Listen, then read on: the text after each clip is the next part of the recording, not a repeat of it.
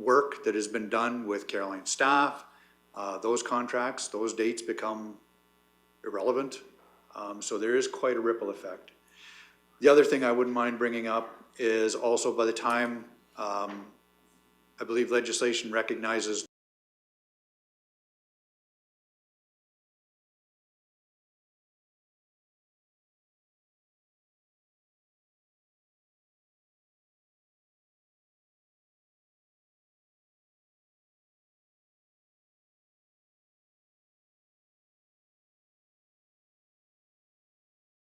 of a by-election. The other part I would bring up, January 1st, we will bring on another councillor from Caroline, which would actually bring this council up to a complement of 7 again, which is a far more desirable number than 8 for voting purposes. So with those few points, I would turn it back over to Reeve Swanson for further discussion, and if you have any questions, administration would be happy to do our best to answer. All right. Any questions in regards to the process and what's outlined? Go ahead, Councillor Lougheed. Thank you, Reeve Swanson. Legislation gives a time frame for by-election. It occurs, am I correct in saying 90 days after the resignation, or is that flexible?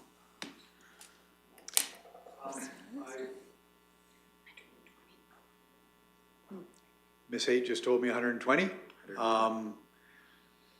The other thing I was going to add, more for maybe the people viewing this than council's information. Very grateful myself for the question, because the interpretation of the act and then with Councillor Melhaff questioning it, it gave administration time to reach out to municipal affairs and actually get their interpretation and still meet the first council meeting after the official resignation. So on the positive side, no time was lost. Okay. Anything further? And as a follow-up then, the amalgamation process would be paused until after that role was filled. Am I correct in that? So that's 120 days from November the 17th? You are correct. Okay. Thank you for that. You're welcome. Councillor Melhoff? Thank you, Reeve. Do we have confirmation for the order in council? Like, is it for sure coming? Because I wouldn't want to make a decision based on an amalgamation that may or may not actually be coming. I guess if we can go back 3 weeks to our discussion with Minister Nixon, he had assured us that it was definitely coming back. So that's the only thing I think we've all heard about, and we haven't heard anything since. So, but perhaps administration, do you have anything to add? Ms. Haight, have you heard anything back from that particular item? Yes, as per municipal affairs, the order in council is being drafted as we speak. Okay. They were aware of Councillor Graham's resignation, and they are making that change to the order in council regarding the interim council, and not having Councillor Graham's name listed. So it is coming. Okay. Supplementary. Yep. You're saying there's 120 days. Is that a max? Is there a minimum? Like, is there a fast lane, an express lane? There is a minimum. The minimum is 6 weeks. However, with changes to the Local Authorities Election Act requiring that that the municipality have a voters registration list, I'm not sure how long it would take to get that list. We would have to build that list, similar to what was done at the last election. Voters would have to be given the opportunity to register to vote in Division 2. So 6 weeks, I think it would be kind of a miracle to pull off a by-election in 6 weeks. But I can't say for certain that it couldn't be done. Thank you. Councillor Ratcliffe? Thank you, Reeve. I'm not following the reasoning around halting amalgamation, because it would not be possible to have the by-election until the new year anyway. So if amalgamation takes place, it will be without Sidney Graham, the same as whether we are starting a by-election or not. Go ahead, C.O. Emmons. So I will see if I answer this thoroughly enough, and if I don't, Ms. Haight will chime in. But the reason it would halt is with Councillor Graham's resignation, municipal affairs requires the councillors to be named and numbered. So today, with no by-election, we can name the 7 councillors and give the number. With a by-election, we can say council's choosing to stay at 8, but we can't name the individual, which is what municipal affairs requires, until after a successful candidate is in place. So it would freeze, pause the amalgamation process until the by-election is completed.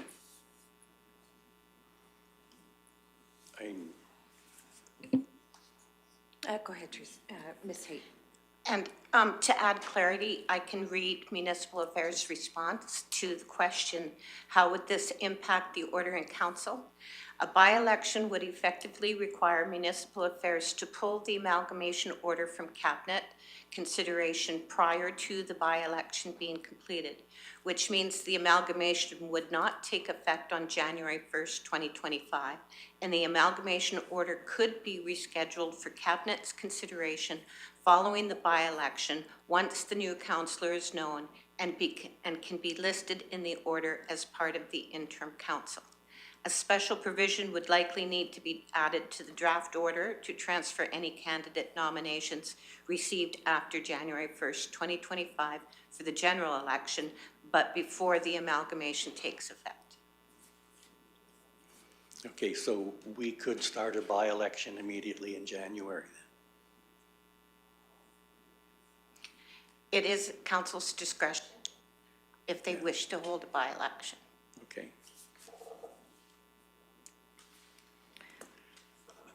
May I?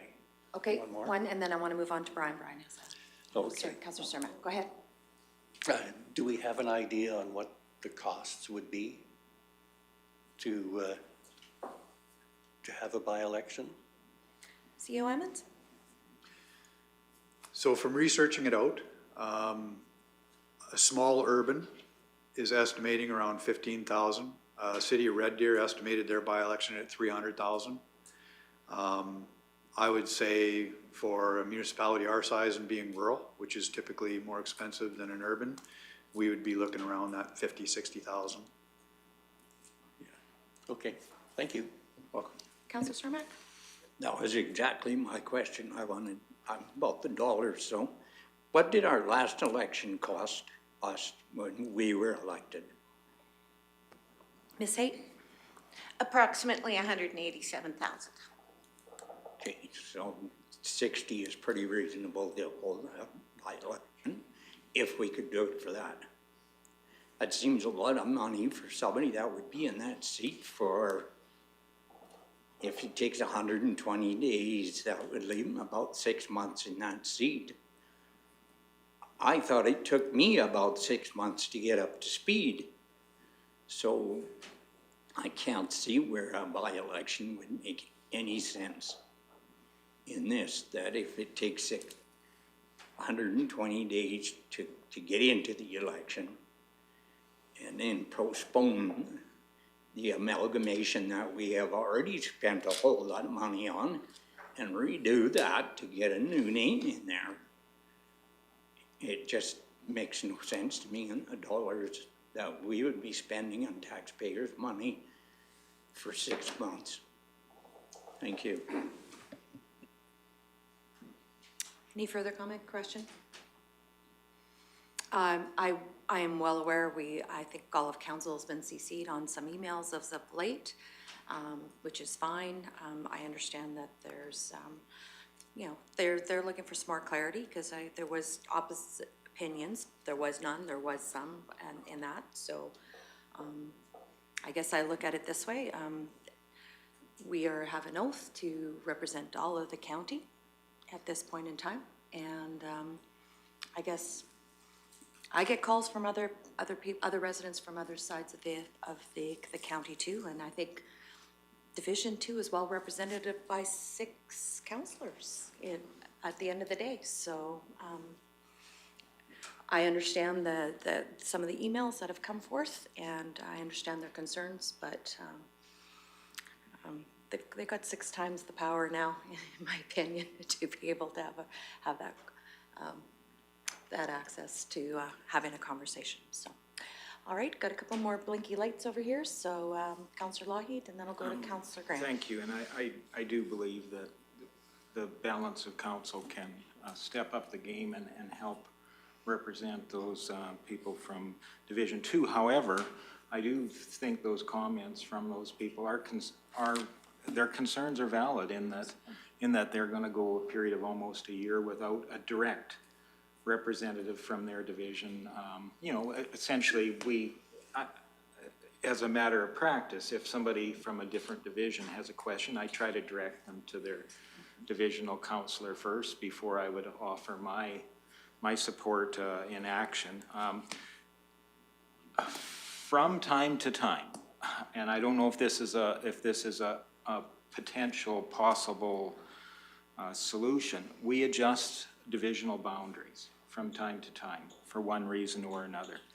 Would there be an opportunity for an interim place to adjust those divisional boundaries so that people within that division would know who their direct responsible councillor was? Maybe, I don't know if that's workable, or I don't know if the divisions are set out through legislation or whether they're set out through policy within the county. I'm not sure how that's done, but I know from time to time our divisions are adjusted, boundaries are adjusted, and maybe that process is not so cumbersome and not so expensive that we could offer those residents within that division a direct representative or representatives to hear their concerns. Maybe I just put that question out there. CO Emmons? Thank you, Reeve Swanson, Councillor Lougheed. The divisional boundaries, wards under the Municipal Government Act are legislated. So they are really written in stone until you go through a formal process to ensure they're amended accordingly, still keeping within legislation and the percentages of population. If council should choose not to have a by-election, maybe consideration would be a neighboring ward be appointed, whether that be Division 3 or Division 7, and that I think that would create less confusion as well, rather than temporarily, even if we could adjust a boundary and then put it back for election time, and but we could easily state a councillor, and if items came in with council's permission, we could either go to that councillor, or it could be administration's practice. That's the contact councillor for the people in that division. And administration's practice could be anything in Division 2 went to all of council, just to share the information transparently. It could look either way. Okay, thank you for that. Councillor Melhoff? Thank you, Reeve. Well, as you said, the MGA allows us to, where we all have to represent the best interests of the entire county. But what are, you've said a few things about how we could make sure that Division 2 is represented when you were talking to Councillor Lougheed. That was one of my big questions, like how are we gonna make sure that those voices are still heard? Because Division 2 is just as important as all of the rest of our divisions. So wanna make sure that those voices are still heard. And so you're suggesting that maybe doing a news release saying that, you'll send everything out to all of council so we all can hear it, or picking a councillor or something like that. My other question was, when are we reappointing to her boards, in particular subdivision appeal board, because those are very much time sensitive.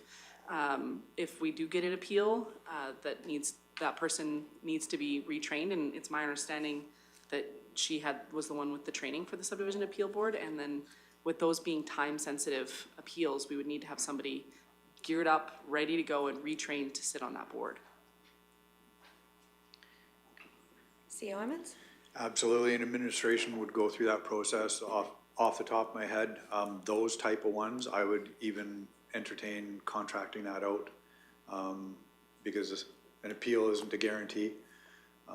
We could have something as a backstop, so to speak, and go forward that way.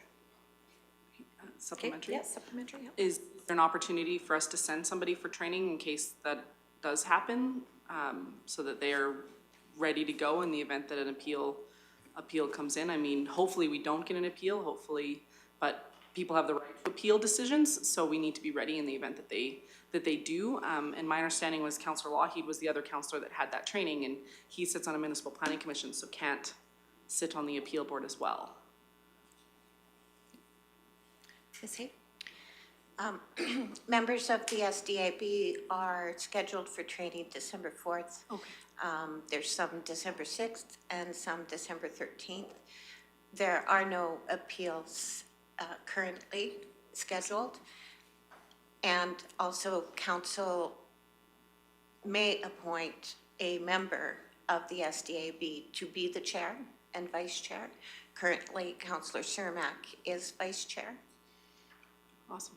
So, yeah, it's all been arranged. Perfect, thank you.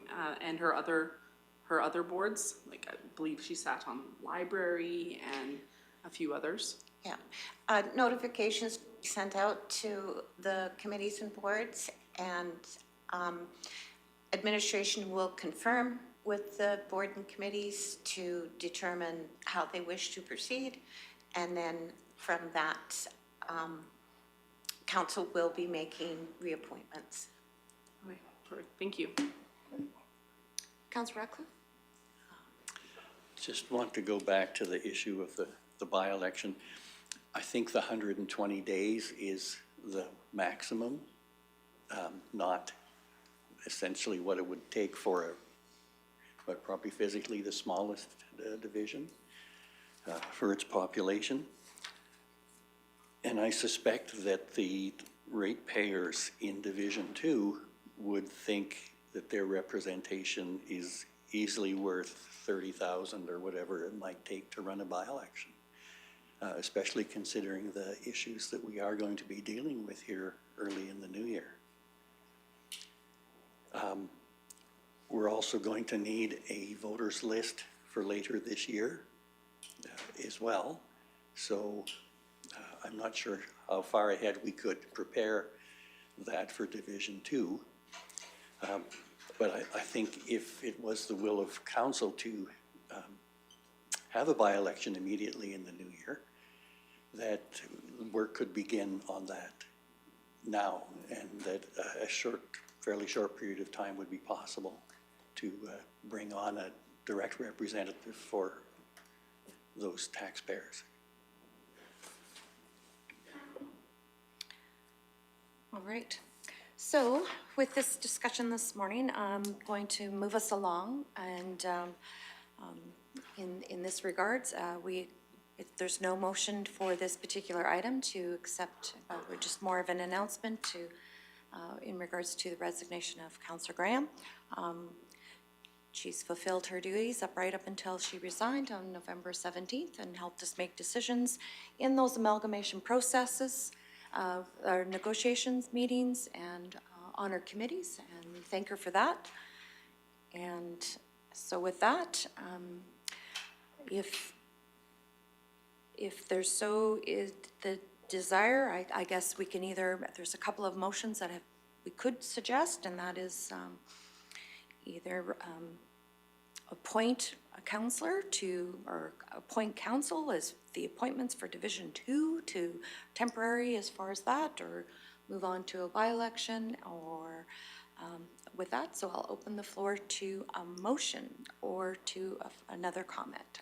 Councillor Melhoff. Thank you, Reeve. I actually was just gonna ask, because at the beginning, when you started talking, you said that there'd be no motions, and I'm like, we need some type of a motion, one way or the Sorry, other. there's no motion recommended. I'm Okay, sorry. I was like, No don't we worries. need to do, sure. need to do something?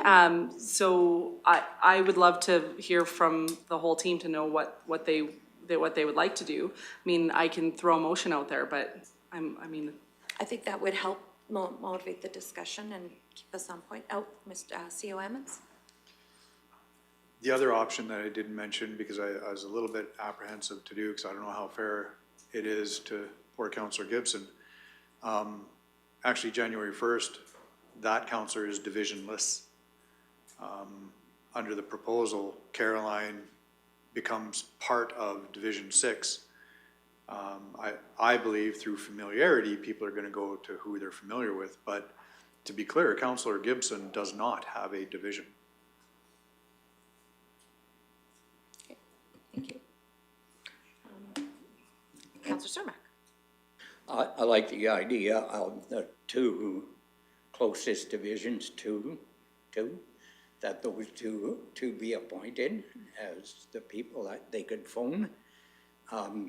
We don't have any division here that has more than one councillor representing them. This would kind of give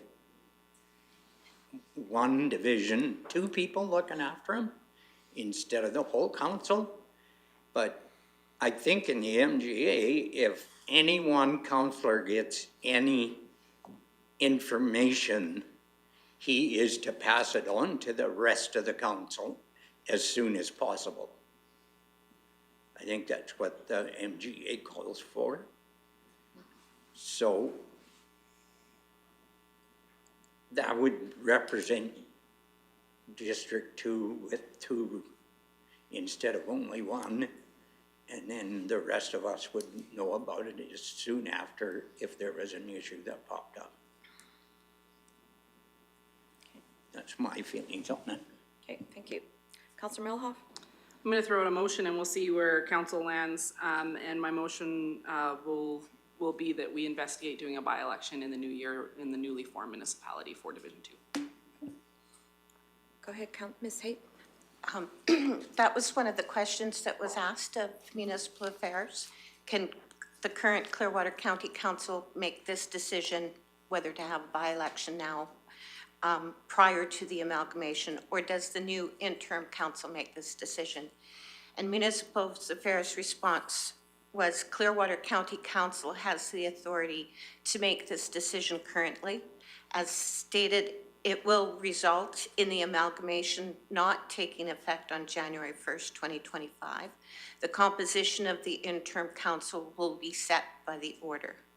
If the county were to proceed with a by-election now, and there is no change to the timing of the effective date of the amalgamation, the successful candidate of the by-election will not be named to the interim council. The by-election may also be at a risk of legal challenge, as the election authority that set the by-election would no longer exist on the election date. The county may wish to seek legal advice on this aspect. If the question regarding a by-election were left to the council of the amalgamated municipality to consider after the effective date of amalgamation, the successful candidate would not automatically be on the interim council and would most likely require a request to the minister to recommend to cabinet and the amendment to the amalgamation order that lists the names of the councillors appointed to the interim council. There is no guarantee on how fast this proposed amendment could be made. Thank you for the information. So with that extra information, I'll look to Councillor Malhoff. Do you want to leave your motion stand, or would you like to amend or withdraw? So would it be suggested then that this decision get pushed to the newly formed municipality? Like, because you said the newly formed municipality can do it in January, right? And then an order in council and a special and all of the special things that go with it, right?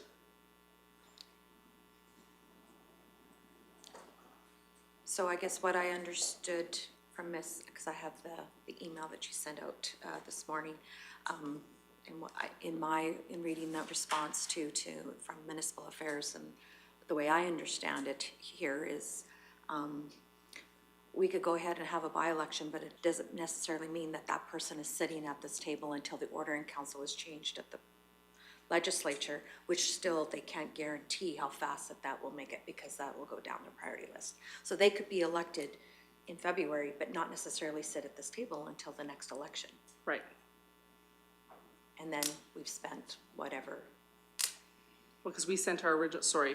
Yep, if go I may. ahead, yeah. Well, we sent our original thing in June and we still don't July. have, End of July when end we of, finished end of our. July, either way. Yeah. We sent it months ago and we still don't have that. So if we have to send that in January or February, and then wait a number of months to wait for cabinet to give us a special stamp for that division. Man, that seems messy. But I also don't like making a decision based on on amalgamation that may or may not actually come through, because we don't have 100% confirmation that order in council is coming. I know all we have is that, A 3-week promise? right? Yep. Yeah, checks in the mail. Hurry up, Canada Post. Go ahead, Councillor Cermak. We do have the word of two ministers. I mean, it's not just one that we talked to. They both said, well, no, both did not say. One said he would try to get us an answer before the 27th, which hasn't happened.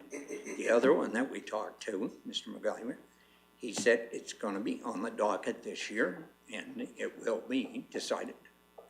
And he was, I can't remember exact wording that he said, but he was more than in favor of the amalgamation going through when I personally talked to him.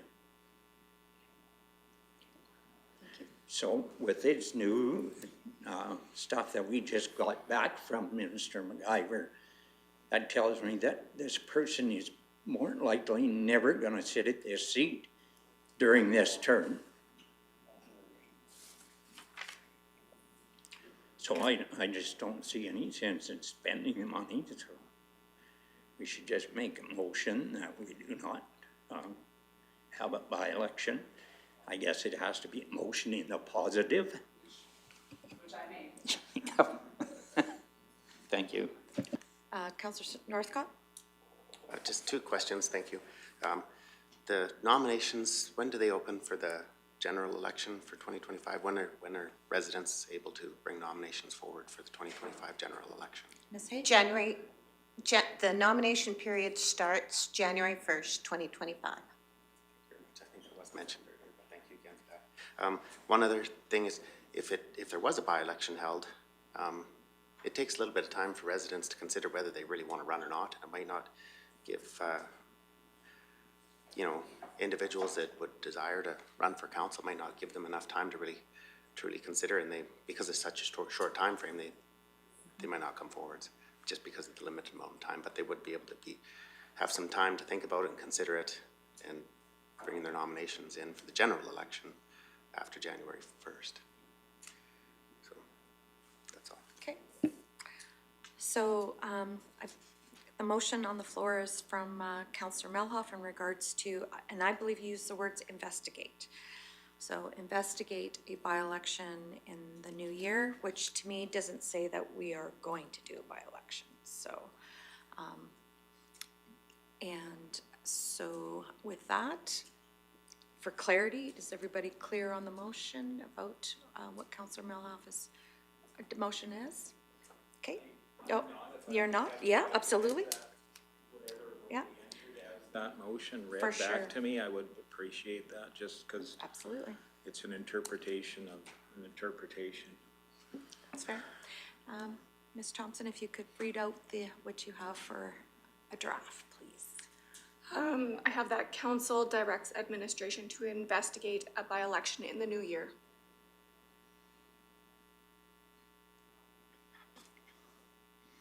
Okay, any further clarity? Councillor Ratcliffe? I just think the motion should include for Division 2.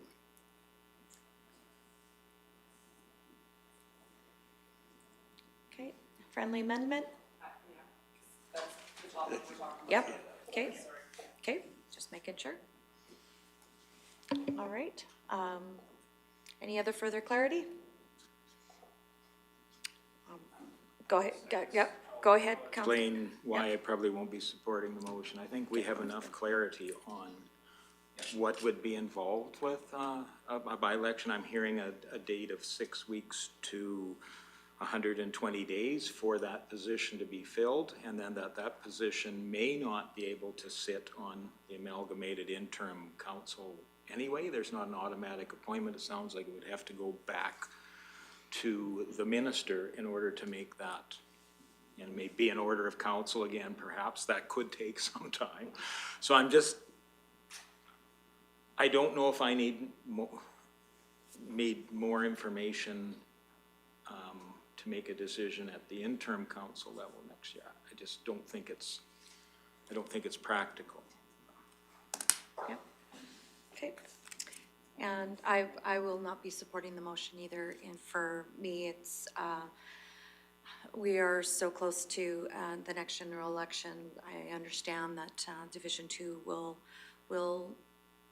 would like a personal representation, and I understand that this council will step up, the balance of council will step up to the plate to make sure that their concerns are met. And so I won't be supporting the motion either, so. All right, any other comments before I call the question? All those in favor? All those opposed? And that motion is defeated. Now looking at, so I believe this then concludes the by-election. I did like the suggestion that all of council could be, and I think it doesn't necessarily need a motion, but it does need to be clarified that the balance of council will help fulfill that, will stretch and help fill Division 2 on that end of things. Is there anything else with this item before I move along? Councillor Cermak? Yes, Ms. Hyde, you're the lady with legal opinion here. Could you help me make a motion in the positive that we do not have a by-election, and that the District 2 stays unfulfilled until the next election in October of 2025. How can we word that positively? I think you put that quite well. Like, if the motion was made to conduct a by-election for Division 2, was on the floor, and a vote was taken, that motion would either be defeated or it would be carried, depending on the level of support. Okay, so I would like to make that motion. So you'll make the motion to have a by-election for Division 2? Yep.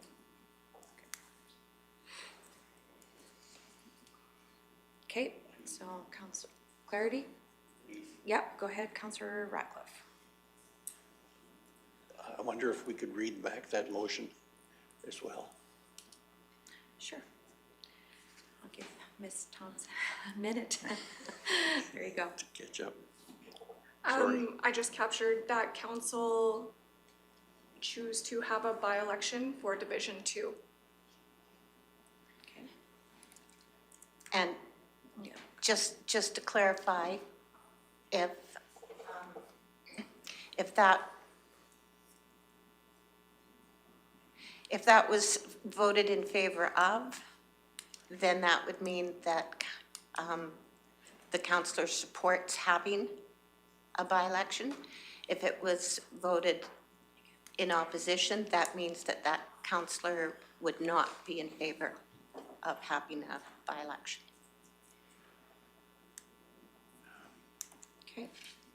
Any further clarity, Councillor Yes, Ratcliffe? Could we not have a motion that the seat be left vacant until the next election in October of 2025? Yes, you could, a councillor can make any motion that they so desire.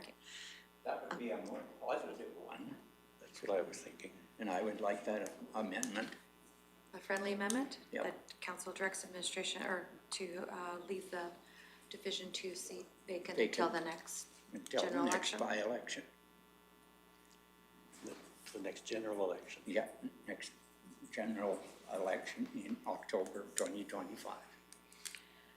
Yeah, All right. thank you, Neil. Any further clarity on that motion, or should we, we'll get Janet to please read that out again, please, if you. That council chooses to leave the Division Two seat vacant until the next general election in October 2025. Okay, thank you. Councillor Lougheed? And then I'll go to Councillor. Oh, I'll chime in Sure. why I have concerns with it, that I think we should, at some point in time, have a press release that gives that clarity to the residents of Division Two, that they can feel free to contact any sitting Clearwater County councillor to voice their concerns, and will be represented not by one councillor, but by 6, so that they don't have a feeling that they are no longer represented, because that's the sentiment I've heard with feedback, is they have no representation. I think it can be looked in a more positive way, that actual position can remain vacant, but you are now represented by 6 equally responsible councillors for that division. And maybe that's a way to alleviate some of those fears and concerns that those people in that division have said. That's my only kind of caveat on the motion before us. yep, for sure, thank you. Any other further discussion on this motion? Seeing no other light, okay, go get Councillor Northcott. To be completely honest, I actually like the clarity of Councillor Cermak's motion originally, was that that you had a motion that there be a by-election held for Division Two, and then it could be either carried or defeated, but it seemed really, it had a lot of clarity to me in it, because then it would just either be carried or defeated. But I'm kind of getting mixed up, because there was a motion to have a by-election, and now we're leaving, there's now a motion on the table to have a vacant seat, which I think the wording of just the councillor motion that you had, Councillor Cermak, it had clarity for me we're gonna have a by-election, then you either get to vote in favor or opposed. Just my thoughts. Okay. All right. All right, so with that, the motion's on the floor, and I'll call the question. Oh, one more comment, okay? Okay, one more repeat on the motion, please. Thank you. That council choose to leave Division Two seat vacant until the next general election in October 2025. Okay, all right. I'll call the question. All those in favor? Those opposed? And that motion's carried.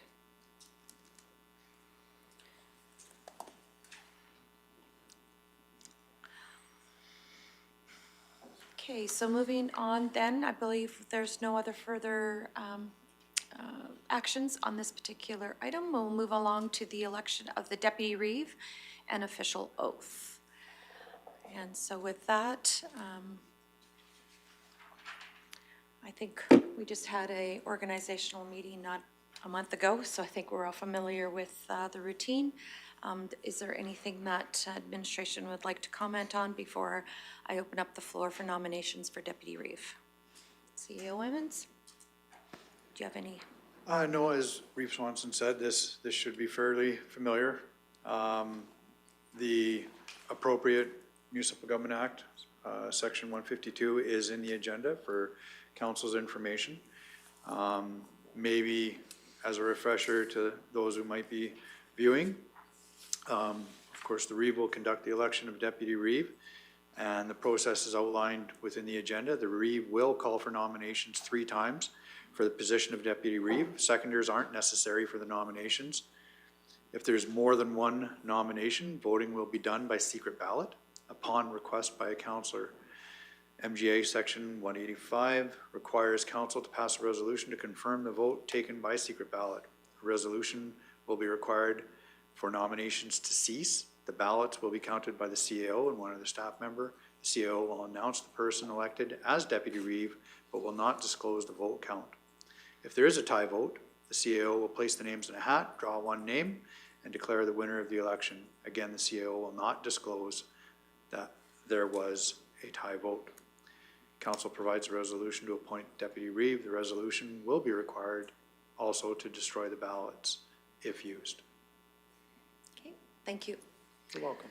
So with that, I'll now open the floor for nominations for Deputy Reeve. Floor is open for nominations for Deputy Reeve. Councillor Ratcliffe? Thank you, Reeve Swanson. I would nominate Jenny Melhalf as Deputy Reeve if she's willing. Okay. Councillor Melhalf, do you accept the nomination? Yes, thank you, Reeve, and thank you, Councillor Ratcliffe. I'd be pleased to serve the community as Deputy Reeve once again. Okay, thank you. Calling for nominations twice, Councillor Northcott. I'd like to nominate Councillor Cermak for the position of Deputy Reeve. Councillor Cermak, do you accept? I will. Thank you, Gordon. Okay, Councillor Northcott for nominating me. all right. Calling for nominations third time. Looking for a motion to move nomination cease. Thank you, Councillor Lougheed. All those in favor of nomination cease? Thank you. Looking for a motion to have a secret ballot. Okay. Move. Okay. Councillor Ratcliffe moves for a secret ballot. All those in favor? And that's carried. And so anyways, pieces of paper and our, here I got some.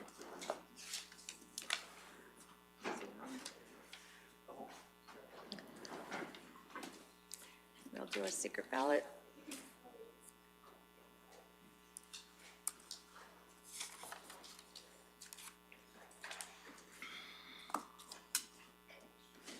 Oh, you got the little chicky markers. That's perfect.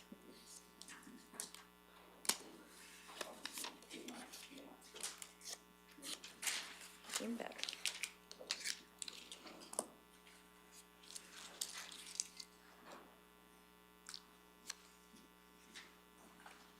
Thank you.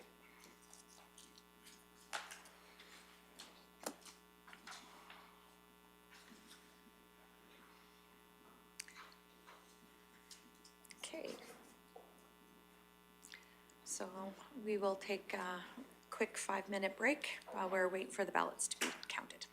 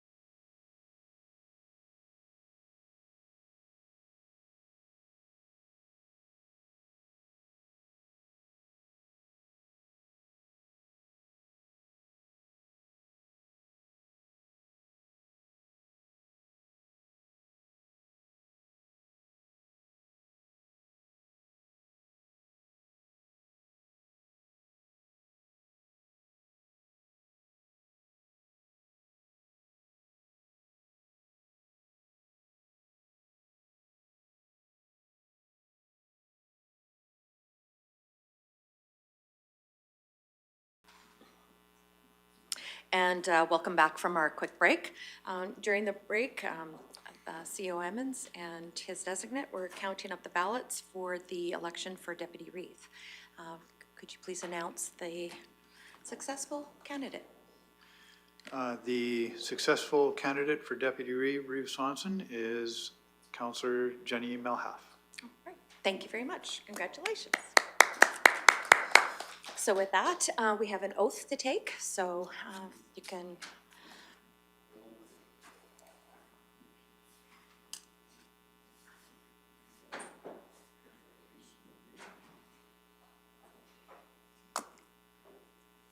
I do swear that I will diligently, faithfully, and to the best of my ability execute according to law the office of Deputy Chief Elected Official, Deputy Reeve, Clearwater County.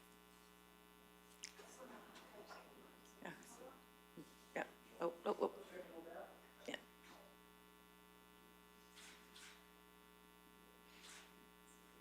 Okay, thank you.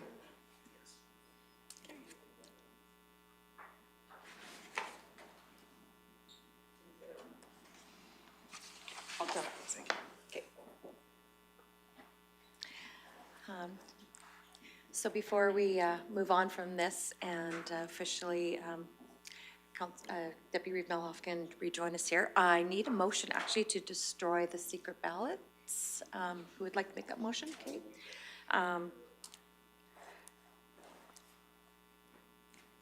Okay, we have a motion to destroy the ballots from Councillor Ratcliffe. Call the question. All those in favor? And motion's carried. Thank you. Wonderful. Congratulations. Did you want to move now or did you want to wait to a break? Okay, go ahead. Sorry. Thank CO you, Reeve Emmons? Swanson, and a motion to appoint Jenny as Oh, yes, that's right. Thank you. We need the council appoints Councillor Melhalf as the Clearwater County's Deputy Chief Elected Official, effective November 26th, for the term ending to October 20th, 2025. So, Councillor I Ratcliffe? will make that well-worded motion. Okay. Councillor Ratcliffe makes that motion. All those in favor? And the motion's carried. Thank you. Okay. Congratulations. All right, so now moving on to item 6.1, which is the first reading of Bylaw 1211/24 to amend the land use bylaw. And I'll turn the floor back over to Planner Mr. Clark, please. Good morning, Council. Thank you, Reeve Swanson. Edward Bernard Professional Company, Edward Bernard and Angrid Cots, currently holds title to Southwest 537 4 west of the 5th, containing approximately 153.97 acres. The subject land is located 24 kilometers northwest of the village of Caroline. Vic Maxwell has made application on behalf of the landowners to redesignate 7.95 acres located in the southwest portion of the quarter section, southeast portion of the quarter section, for from agricultural district to country residence agricultural. Pending the outcome of the land use amendment, the applicant will then proceed with the subdivision application to create a separate title to the approximately 7.95 acres country residence agriculture district. The proposed developed parcel is 7.95 acres, parcel containing a residence with a few auxiliary buildings. The applicant has indicated that existing services include water well and a septic field system. The proposed parcel is larger than the maximum allowed parcel size. However, the applicant has indicated this is to accommodate the existing yard side and to allow for the proper utilization and maintenance of the eastern portion of the proposed parcel, which is heavily treed. Access to the proposed CRA parcel can be obtained from existing access off of Range Road 4-5, adjacent to the west property boundary. The balance of the quarter section has a mixture of mainly clear parcel land and partially wooded areas in the north, central, and eastern portion of the quarter section. Wetlands are located in the south central portion of the quarter section, enclosed by a row of trees. Our residence is located in the southeast portion of the quarter, and an oil well site is also located in the south central portion of the quarter section. Access to the well site and the residence is by shared approach. Access to the remainder of the quarter section can be obtained from the existing accesses off of Range Road 4-5, adjacent to the west property boundary. The surrounding lands is used predominantly for agricultural and residential purposes. Pending the results of the land use amendment, the applicants will then proceed with the subdivision application to create a separate title for the proposed CRA parcel. The attached package provide more details.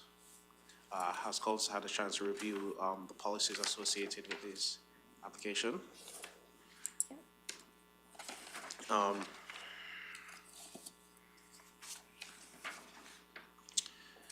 Planning considerations. The proposed redesignation is to allow for the creation of 7.95 acre residential parcel in the southwest portion of the quarter section. With the current MDP, oversized parcel may be approved to encompass the existing residential amenities and facilities. The proposed parcel exceeds the maximum allowed area. However, this is intended to accommodate the existing yard site and to ensure the maintenance of the heavily treated eastern portion of the proposed parcel. The heavily treated eastern portion is more appropriately integrated into the parcel than the remainder of the quarter section, as an alternative configuration would fragment that portion from the property. Legal and physical access exists for both the proposed parcel and the balance of the quarter section. Access to the existing well site and the residence is by a shared approach with the proposed parcel. Staff has reviewed and considered the impacts to adjacent farming activities and do not anticipate that the proposal would negatively impact existing farming operations in the area, as the proposed parcel will continue to be used for residential purposes. Should the land use amendment be approved, the subsequent subdivision would be brought forward and the parcel would be considered the third title out of the quarter section, which aligns with MDP policy 10.2. Thank you for Thank you. listening. Are there any questions for the development officer? Go ahead, Councillor Lougheed. Thank you, Reeve Swanson. The broken green or blue line around that, kind of this half circle, what is that line indicating? It's not on the legend?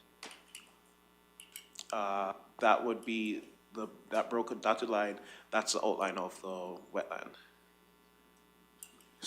So is there an easement or an environmental protection on that already, or is that just for information? Oh, that's for information. Okay, thank you. Councillor Ratcliffe? Thank you, Reeve. So there's already 3 residences on this quarter. Is that correct? No, there is only 2 residents. The residence in the far southwest portion, that is a separate title that was already taken out. Oh. So the only residence is included in the proposed parcel, and the residence that is in the southeastern portion of that quarter section. Okay, all right, thank you. Who would own that road to that yard site there in the southeast? So that road is currently going down to the residence, and also there is a lease agreement. There is a road with the oil company that road is used to access that oil well site. So it's shared between the residence and the oil site. Okay, part of my question is around the little notch right at the Yes. approach that would make that piece of part of the property Yes. part of this, the second parcel out here, the second acreage? Yeah, so that, in speaking with the landowner and the surveyor, they're going to put forward a request to make that, an easement agreement, so that all three, users can use that road, use that approach. Okay, All right, is that, it seems complicated, or, That is something that the lawyers would need to draft up between all three owners. would more information come at a public hearing or through MPC? Yeah, it'll just be a caveat on title, so that would be the approach that will be taken. Okay, okay, all right, thank you. yeah. Councillor Deputy Reeve Melhoff? Thank you, Reeve. I had very similar questions, because the little notch now being a part of the second, if this was to go through, you essentially remove the legal and physical municipal access for the remainder of the quarter section, and therefore, There is legal and physical access up just on the very northwest portion of the quarter section, just below that line of trees. There is an approach there. So during my referral process to Public Works, they will tell me that access would need to be upgraded or brought up to county standard, but there is an existing approach just below those road trees in the north. which would act as the legal, Which will physical access. access for this parcel. Yes. Okay, thank you. It seems that notch is getting lots of attention. I have concerns around that too. Yeah. Because at the end of the day, I don't want to basically pinch point the actual oil lease operator for future liability on that. And so for me, it's like, they may have an existing, but what happens in 30, 40 years when that well needs to be reclaimed and they can't because it's already being used by residents. So we've had issues in the past with some of these out there. So if this does go to if we do approve first reading, I would like the amendment to come to the public hearing that they have a different access for that particular. That would be my suggestion going forward. Councillor Cermak. Yeah, I have an issue with 7.95 acres. If we squared that off where that juts out and at the bottom there, we could stay within our limit of our 7 acres. What's the reasoning for that irregular shape? The main reason for that irregular shape, again, is that if we were to, say, make the northern portion of the proposed parcel a rectangle, it would leave that southern portion, basically it would be landlocked. It would be hard for the owner for the remainder of the quarter to access that area. And that's the assumption behind proposing this irregular shape. So that's an option that could be considered, to lower it to 7 acres to give it a more squared look. But that was my understanding from the applicant, that that's the reasoning behind having it to include those areas. Yeah, according to what you wrote here in the planning consideration, it's because of the heavily treed area. Yeah. That's not a reason to make that jut for heavy trees. I mean, I would like to see it squared off and then it would reach the 7 acres. I think that is one recommendation that I think should be made. Yeah. Okay, Councillor Deputy Reeve Mellow. Thank you, Reeve. So I have very similar concerns. The 7 is a max. That doesn't mean it can't be 5 or 4 or like it's a septic field, so it's not like you need it for extra servicing. That whole bottom south part, including the jut, like it could all be pulled up. It being isolated, you're isolating that whole little, like, you're isolating more by making it bigger. But that's my perspective, maybe the applicant at a public hearing, should it get that far, will be able to explain it more, but that's not what I'm seeing, and it's a field, so it Yeah. is not required for servicing, so those are my initial assessments. And this was posed to the applicant, and the applicant is saying that this is what they feel best suited to apply for. And, yeah, they were willing to move forward with this application as it is. Right, I see Ms. Gillum has joined us. I'm sure she's gonna answer a question or two. I just wanted to address the approach thing. I had questions about it as well. I believe that the applicant could possibly draw a straight line and not include that portion of the lease road and just make the approach a joint approach into the parcel. That could be a solution as well, and then, so that they would just have to widen the existing approach slightly, and then that way the lease road would remain on the remainder and you wouldn't have to worry about the jet. So that's something we could discuss with Public Works as a referral, but that could be a solution on that part. It would simplify the surveying for sure. Okay, thank you.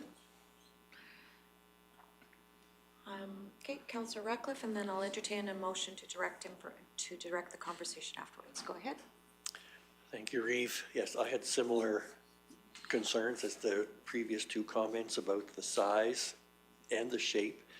That bushed area seems to me that it is more appropriate to remain with the balance of the quarter, as it is very similar in nature, and would prefer to see the area squared off. And if we did square off that and leave off that bottom portion, what size would the acreage be? Mr. Clark? If we did square it off, it would be approximately just over 4 acres.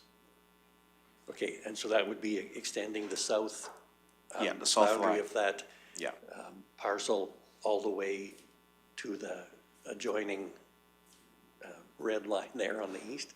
yes. Okay, thank you. If I may, I would move that council grant first reading Okay. and proceed to the public hearing. Okay. Are there any further comments, questions on this item? Done well. Councillor, Deputy Reeve Melha? Thank you, Reeve. With the motion as it stands to leave it as it is, I can't support it.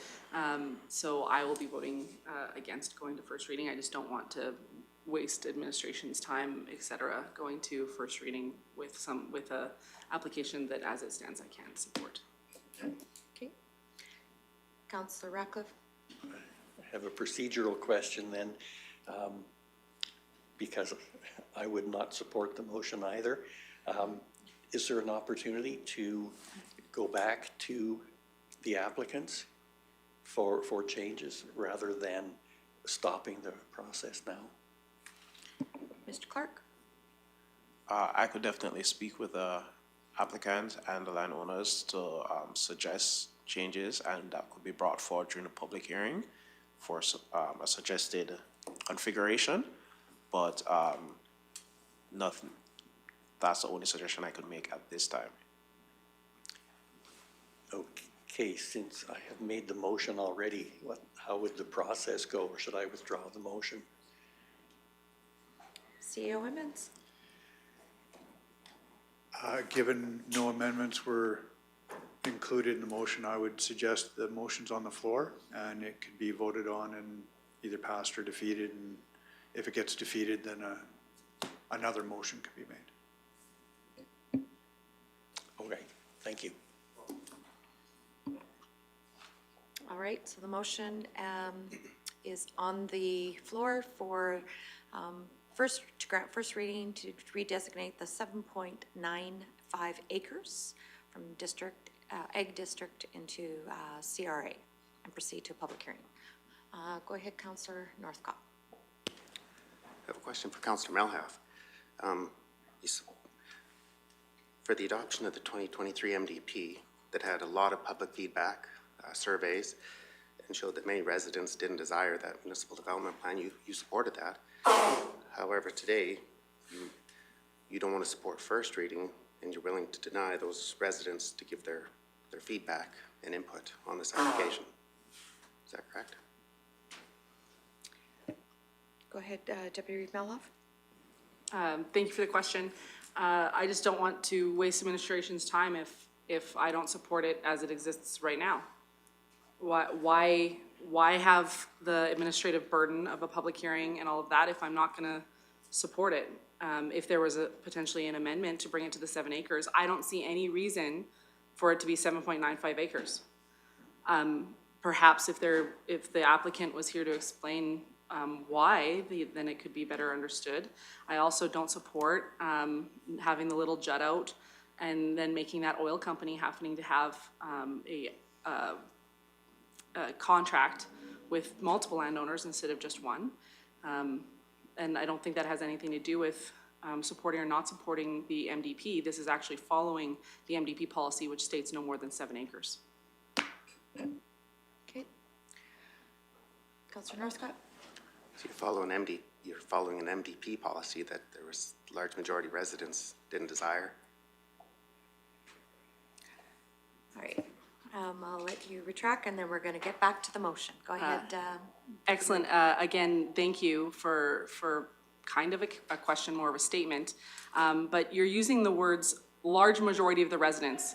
We have over 11,000 residents, 140 some don't make up a large majority. Okay. I will end this debate because we're not getting anywhere. I'm sorry. We have a motion on the floor, and I'm going to call the question on the motion on the floor. All those in favor? All those opposed? Councillor Ruff, sorry. In favor, okay, sorry. Okay, that motion is defeated.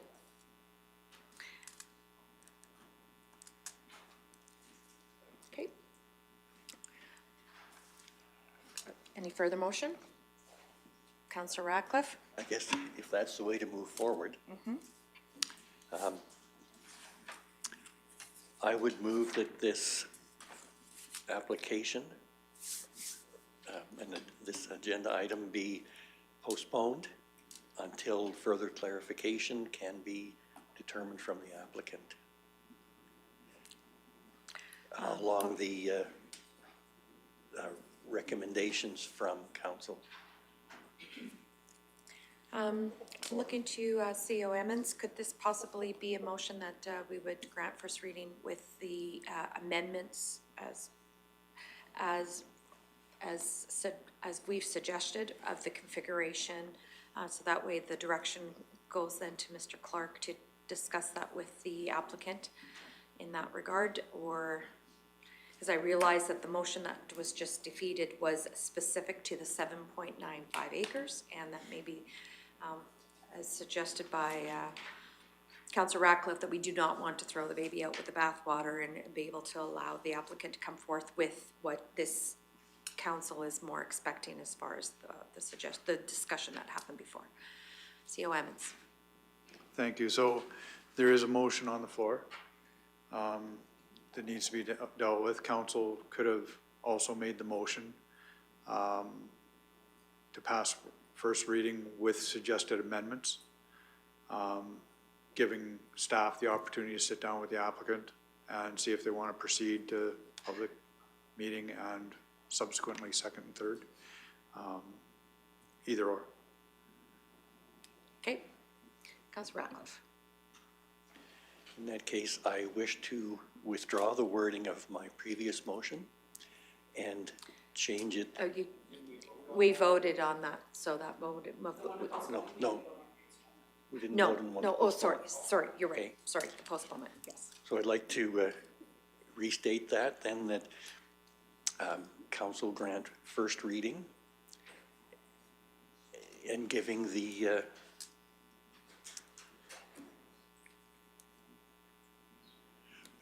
with amendments on changing the size of the proposed parcel and the access to that parcel. Okay, so we will grant first reading of the bylaw with the amendments and proceed to a public hearing. Correct? Correct. Okay. All right, go ahead, Councillor Northcott. So first reading was defeated, correct? So is this first reading of bylaw 1211 that was, would the applicant not now have to reapply? Because his application, it was defeated at first reading.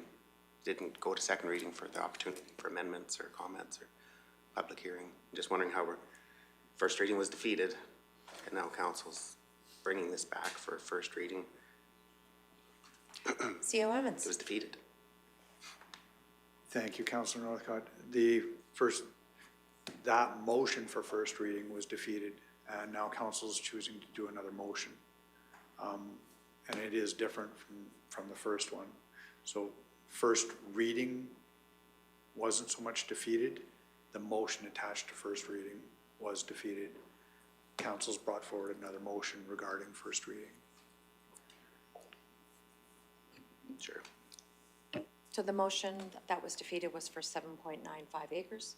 So this is being amended, or this is a different motion in regards to stating the specific amendments that was discussed. Go ahead, Councillor Northcott. Would the appropriate process been at second reading to make those amendments to this application?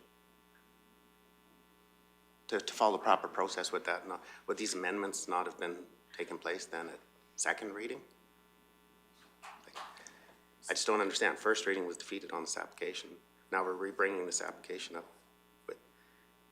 This is in regards to the process that Councillor Northcott Yeah, is asking. with these amendments to the parcel size or what have to be done to this parcel, but would it not appropriately be done at second reading at that time? CO Evans? Just seems to be getting confusing on my part. I believe I understand the question, and if the position was first reading was truly defeated, then you couldn't proceed to second and third reading. You'd start the process entirely over. The first reading on the 7.95 was defeated. The second motion was first reading, adjusting that with those other amendments. So the second reading couldn't proceed on the 7.95, but coming back on second reading with the amendments suggested would complement the motion at hand. Councillor Northcott? Okay, so how does first reading, this first reading, it was not put in the agenda package. First reading was put in here for the 7.95 acres. That's what I see in my agenda package. I don't see a first reading for a smaller parcel size. CO Evans? And that's why administration would have to take it back to the applicant. The applicant might just say, I want the 7.95, and that would be defeated. They would have to be willing to adhere to the motion at hand to proceed into second and third. Because of the motion made by this council, they couldn't proceed with the 7.95, that was defeated. Okay, and that's why I supported first reading with the public and give the residents an opportunity to really bring feedback and then proceed to second reading and make amendments at that point in time. But All right, so motion is on the floor to grant first reading with amendments and proceed to a public hearing. Call the question. All those in favor? Those opposed? Okay, that motion is carried. Thank you, Mr. Clark. See you at the public hearing. We have a few more. We have some residents here that are also attending. So this 6.2, and then we'll proceed to 6.4. So 6.2 is the first reading of bylaw 1212/24. And again, thank you and welcome. Maybe we'll do a quick round of introductions before we start. All right, I'll start to my right, please. Welcome, thanks for joining us this morning. Jenny Meloff, the Councillor for Division 1. Good morning, Darrell Lougheed, Councillor for Division 3. Good morning, Michelle Swanson, Reeve, Division 7. Good morning, Jordan Northcott, Division 4, Councillor. Good morning. Neil Radcliffe, Councillor for Division 5. Greetings, Brian Cermak, Councillor for Division 6. Good morning, Murray Hagan, Director of Corporate Services. Good morning, Rhonda Sirhan, Manager of Financial Services. Good morning, Rick Emmons, CAO. Morning, Adrian Clark, Planner. Morning, all. Troy and Lisa Clausen. Okay, thank you. Yeah. So with that, I'll turn the floor over to Mr. Clark to read out the background, please. Thank you, Reeve Swanson. Troy and Lisa Clausen currently holds title to Southwest 2537 7 West of 5th, containing approximately 155.01 acres. The subject land is located 20 kilometers south of the town of Rocky Mountain House. The landowners have made application to redesignate 5 acres located in the southeast portion of the quarter section from agricultural district to country residence agriculture district. The remaining 150 acres would remain under the agriculture district. The proposed 5-acre CRA parcel is undeveloped, which the applicant has described as just a rolling pasture land. Access to the proposed CRA parcel can be obtained from an existing access off of Range Road, Township Road 37-4, adjacent to the south property boundary. The balance of the quarter section has a mixture of mainly cleared pasture land and is heavily treed areas in the northern and central areas of the quarter section. Access to the remainder of the quarter section also can be obtained from an existing access off of Range Road 7-1, adjacent to the west property boundary. The surrounding land uses in the area is predominantly agricultural and some residential parcels. Pending the results of the land use amendment, the applicants will proceed with a subdivision application to create a separate title for the proposed CRA parcel. The attached package provides more details on the proposed development, and applicants are present to speak to the proposal. Has council had a chance to review the policies associated with the item? I believe so. Planning considerations. The proposed redesignation would allow for the creation of a 5-acre residential parcel in the southeast portion of the quarter section. Legal and physical access to both the proposed parcel and the balance of the quarter section exists. Staff has reviewed and considered impacts to adjacent farming activities and do not anticipate that the proposal would negatively impact any existing farming operations in the area as one with this one additional parcel. It meets with policy 10.2.10D being located adjacent to an existing residential parcel. It is the best location within the quarter section, given the requirement for access, and the back half of the quarter section appears to be undeveloped low-lying land. Should the proposed land use amendment and subsequent subdivision be approved, the parcel would then be considered the third title out of the quarter section and would align with MDP policy 10.2.2. Thank you. And thank you for the background. Looking for any questions or discussion or motion for this application. Councillor Rockwood. Thank you, Reeve. It appears that there are several isolated fields on this quarter, so I'm wondering how access would be for anyone farming the remainder of that.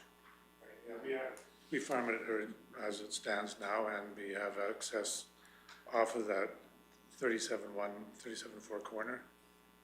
And then there's a trail and road to that back field, just in behind the acreage that we proposed.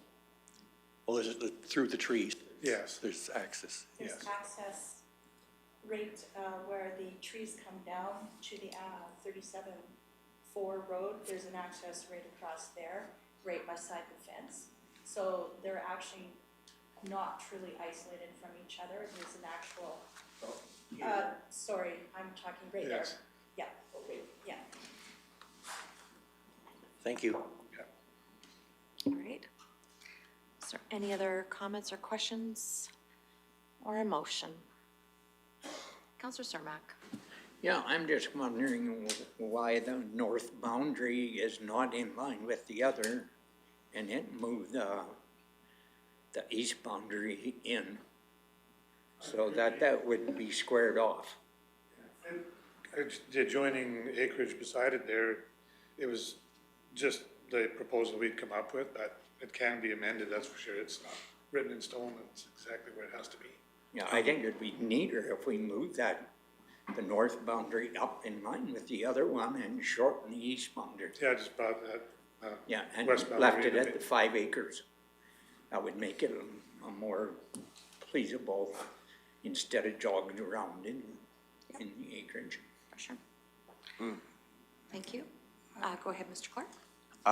If I was to match the northern boundary with the adjacent property, and make it a bit, skinnier, it would remove that existing approach for the proposed, 5 acres. So on the proposed parcel in the southwest corner, right now, there is an existing approach that would be used to access that proposed parcel. If I was to make it parallel with the adjacent property, it would, and then I'll bring it in a bit more to meet the 5 acre requirements, that existing approach would fall just outside of the proposed 5 acres that the applicant is requested.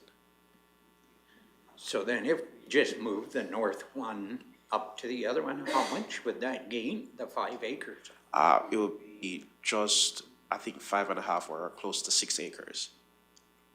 Okay, so it'd be still within our 5 to 7 acre Well, parcel. for an undeveloped parcel, maximum allowed is 5 acres. Okay. I just hate that jog in there. I'd rather if it was squared off. As far as the farming part goes, it makes no difference either way. We hay that back field anyways, it's just not, you can't really tell because it's fenced off through the trees with the other adjoining acres, so it's kind of been that segregated parcel anyways all along, but, yeah, it's neither here nor there really. Just that like you say, the access for the approach would move it over just, so it'd be a kitty corner to it. Then it'd have to be kind of a shared approach. Mm-hmm, yeah, okay. Okay. Thank you. All right. Any further comments or questions or a motion?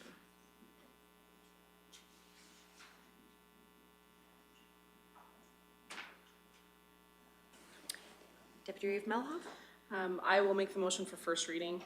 I struggle with the ones that are bare. It fits policy, absolutely, but I do struggle with the ones that are bare. My intention when I endorsed the new MDP was to allow for the generational farming stuff and to take off homesteads if required, stuff like that. That was my intention. So I do struggle with ones that are bare, but it does fit policy, and we'll see what the public has to say should it pass first reading. Okay. Motions on the floor to grant first reading and proceed to public hearing. Any other comments or questions? Councillor Ratcliffe? I have an additional question. Thank you, Reeve. If this parcel, if the north border was brought down to where it would abut the tree line on the west, what size would that be approximately? Would you know? I am not 100% sure what size it would be. Probably estimating it will be around probably 4 acres. Okay. Thank you. It was an unfair question. Okay, motion's on the floor to grant first reading and proceed to a public hearing. See no lights, I'll call the question. All those in favor? All those, and that motion is carried. Thank you. Thank you for coming in today. You bet. We're gonna take a quick 5-minute break and we'll proceed to item 6.4 following the break because we have some of the applicants here.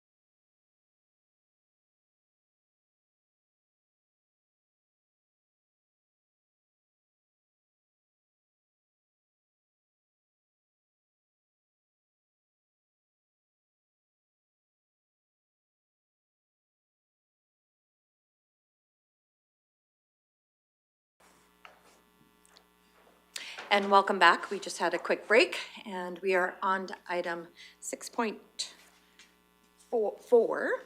It's consideration of first reading of bylaw 1215/24. And before we get started, let's quickly do a round of introductions if we could.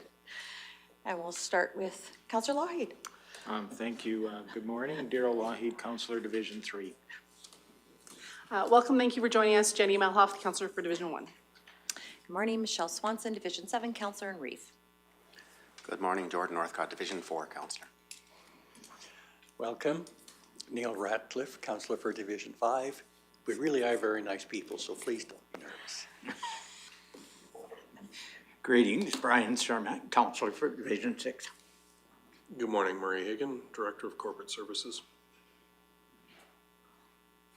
Good morning, Rick Emmons, CEO. Good morning, Dustin Bisson, Senior Planner.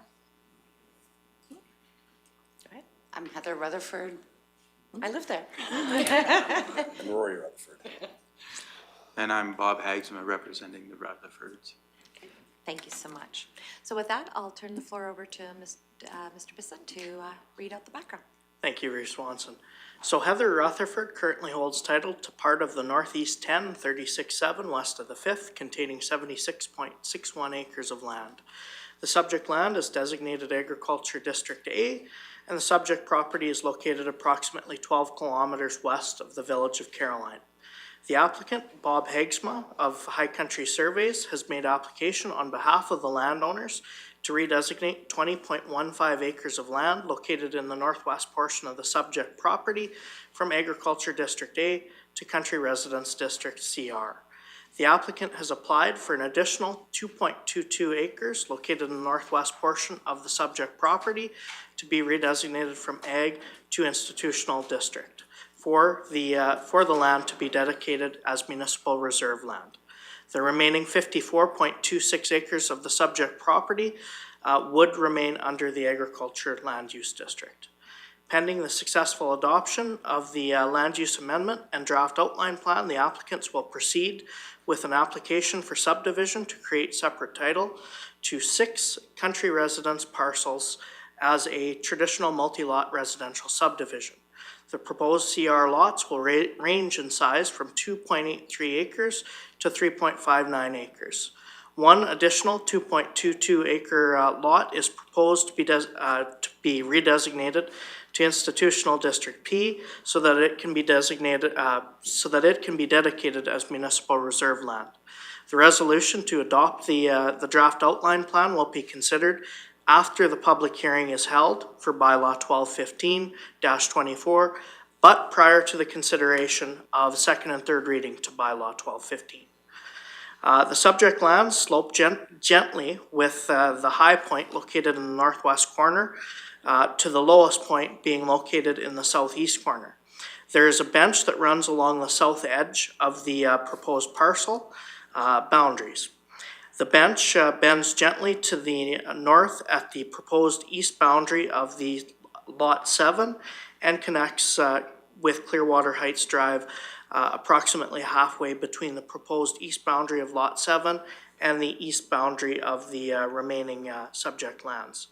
Lot 4 within the proposed multi-lot residential subdivision is developed with residence, garage, shop, and a few ancillary buildings, and is where the landowner currently resides. Lot 4 is serviced with water well and a septic tank and field. The area to be redesignated is sparsely treed with small spruce and brush. The remainder of the subject property to the south of the bench is heavily treed with mature spruce and poplar. The remainder of the subject property south of the bench also contains 2 natural drainage channels running generally from west to east. At its closest point, the land to be redesignated is approximately 350 meters north of the northerly bank of the Clearwater River. The north half of the Northeast 10 36-7 contains Clearwater Heights multi-lot residential subdivision, a 29 residential lot subdivision created in 1981. The elevation of the land being redesignated is generally the same as the elevation of the existing multi-lot residential subdivision directly to the north. Access to the 4 proposed CR parcels, Lot 2, 3, 4, and 5, will be obtained by way of 4 new proposed approaches off a new service road connecting to an existing internal subdivision road, Clearwater Heights Drive. Access to the proposed Lot 6 and 7 will be obtained by way of a joint approach off Clearwater Heights Drive. Access to the remainder of the subject lands will be obtained by way of a new approach off Clearwater Heights Drive. The applicants are proposing to amend the land use bylaw to accommodate the subdivision and development of a multi-lot residential subdivision. It is the landowner's intent to sell 5 of the proposed CR lots and the remainder of the subject property. As per Clearwater County policy, the applicants have provided a draft outline plan for council to review. The draft outline plan addresses the following: the description of the lands, Clearwater County policies that support development, road and access, municipal reserves, protection of natural features, open house feedback, and various maps including contours and elevations. At the request of administration, the applicant has hosted an open house with adjacent landowners on October 19, 2024. Some of the concerns that were brought forward during the open house were as follows: trespassing concerns from people trying to access the river to the south, extension of Clearwater Heights Drive across Alford Creek on the east side of the existing subdivision, views being obstructed by new residences, construction noise, tree removal. The outline plan addresses how the applicants responded to the above mentioned concerns. Surrounding lands are mostly residential with a few agricultural parcels and 1 institutional parcel. The attached package provides more details, and the applicants are here to speak to the proposal. Going into planning direction, perhaps what I'll do is just highlight some of the different policies in dealing with a multi-lot subdivision, as I know you guys are aware of the policies around creating single parcel subdivisions. So MDP policy 4.2.3 deals with riparian lands, and it states that we want to minimize the loss and degradation of riparian lands. Policy 4.2.12 lists what we consider hazard lands, and one of those being flood-prone lands.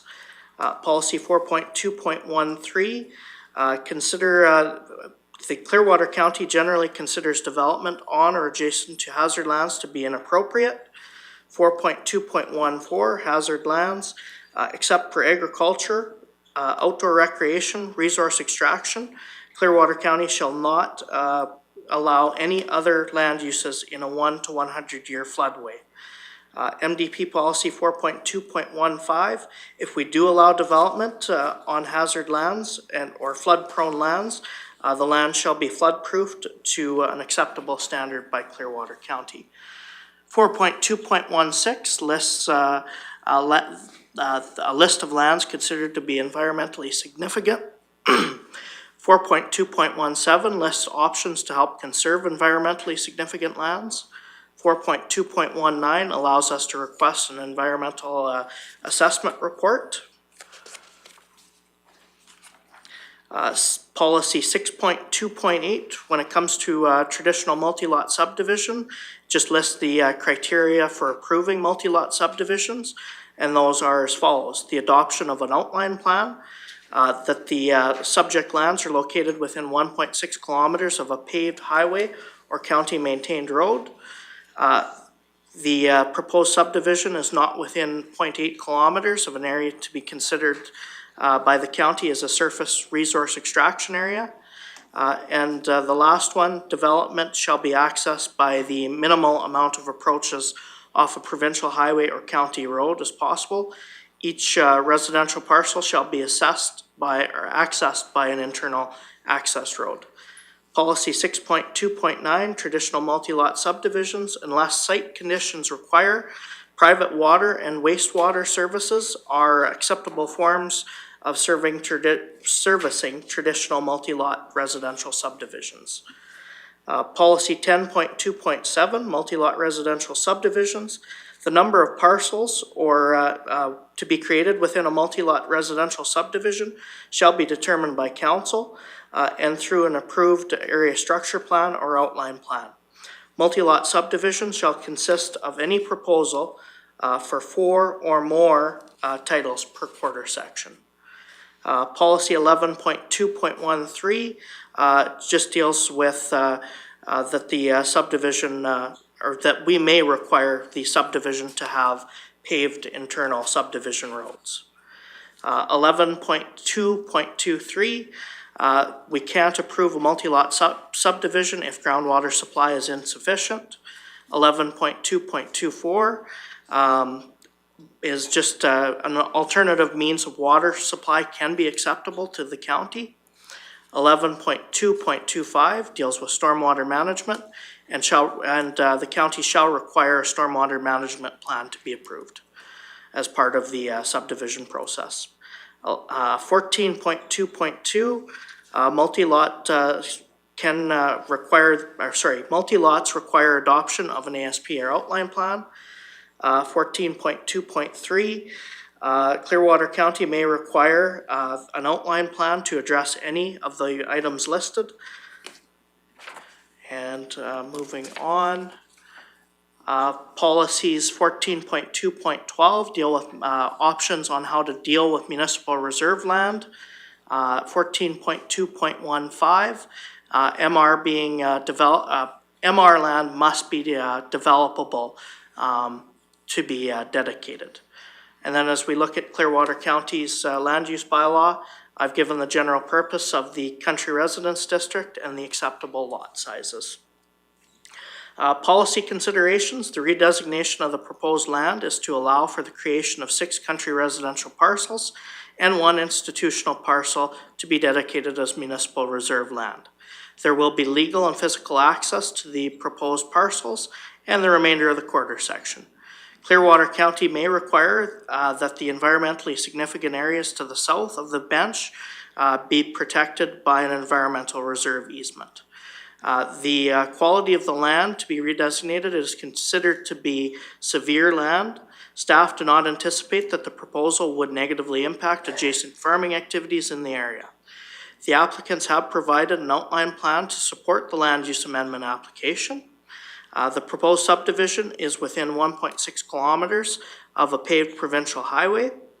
The proposed subdivision is not located within 0.8 kilometers of an area to be considered by the county as a surface resource extraction area or any known potential surface resource extraction areas. The 6 proposed parcels, the land being dedicated as municipal reserve, and a portion of the remainder of the subject land appear to be developable land. Public Works, Ag Services, Regional Fire, along with other agencies and adjacent landowners will receive an opportunity to comment on the proposal during the referral stage of this process. Clearwater County may require the applicants to have prepared and submitted by a qualified professional engineer any of the following: a water supply study addressing domestic use and fire supply, a wastewater servicing study, a stormwater management plan, and a hydrology report that determines the flood hazard of the proposed parcels. When it comes to process, Clearwater County Administration recommends that the following process be followed for the consideration of the outline plan and subsequent land use amendment application. Number 1, consideration of first reading and the review of the outline plan that is attached. Number 2, send out land use amendment / outline plan referrals to agencies and adjacent landowners, as well as the applicant and landowners. 3, hold a public hearing for the land use amendment. Consider the adoption of the outline plan. Additional information could be requested prior to the adoption of the outline plan. 4, adopt the outline plan. 5, consider the adoption of second and third reading to the proposed land use amendment. And 6, proceed to the subdivision application process. Thank you. And thank you for that. And yes, I will concur. This is the first time a such an application has been before this council. So thank you for creating that great background for us to help understand. All right, so any comments or questions for the development officer or for the applicants, or a motion? Deputy Reeve Melhoff. Thank you, Reeve. What are some of the, I'm sure that the applicants have already considered many of the studies that might be required. And in particular, environmental and groundwater impacts are the ones that are triggering me right now. Maybe trigger is not the right word, but it's the ones that I'm queued to. Is it appropriate if I ask the applicants if they've considered those things yet, Reeve? If they're here, I would suspect that they can. Then I would love to ask the if you guys question. have considered the environmental impacts and groundwater, et cetera. Yes, we have, and we felt by bringing this forward to council, councilman's wisdom would direct us as to what studies would be required. A few things that we have talked about, and maybe I'll just correct a couple things first. I believe Dustin misspoke on the approach to the remainder of the quarter. It's already existing. It's not going to be a new approach.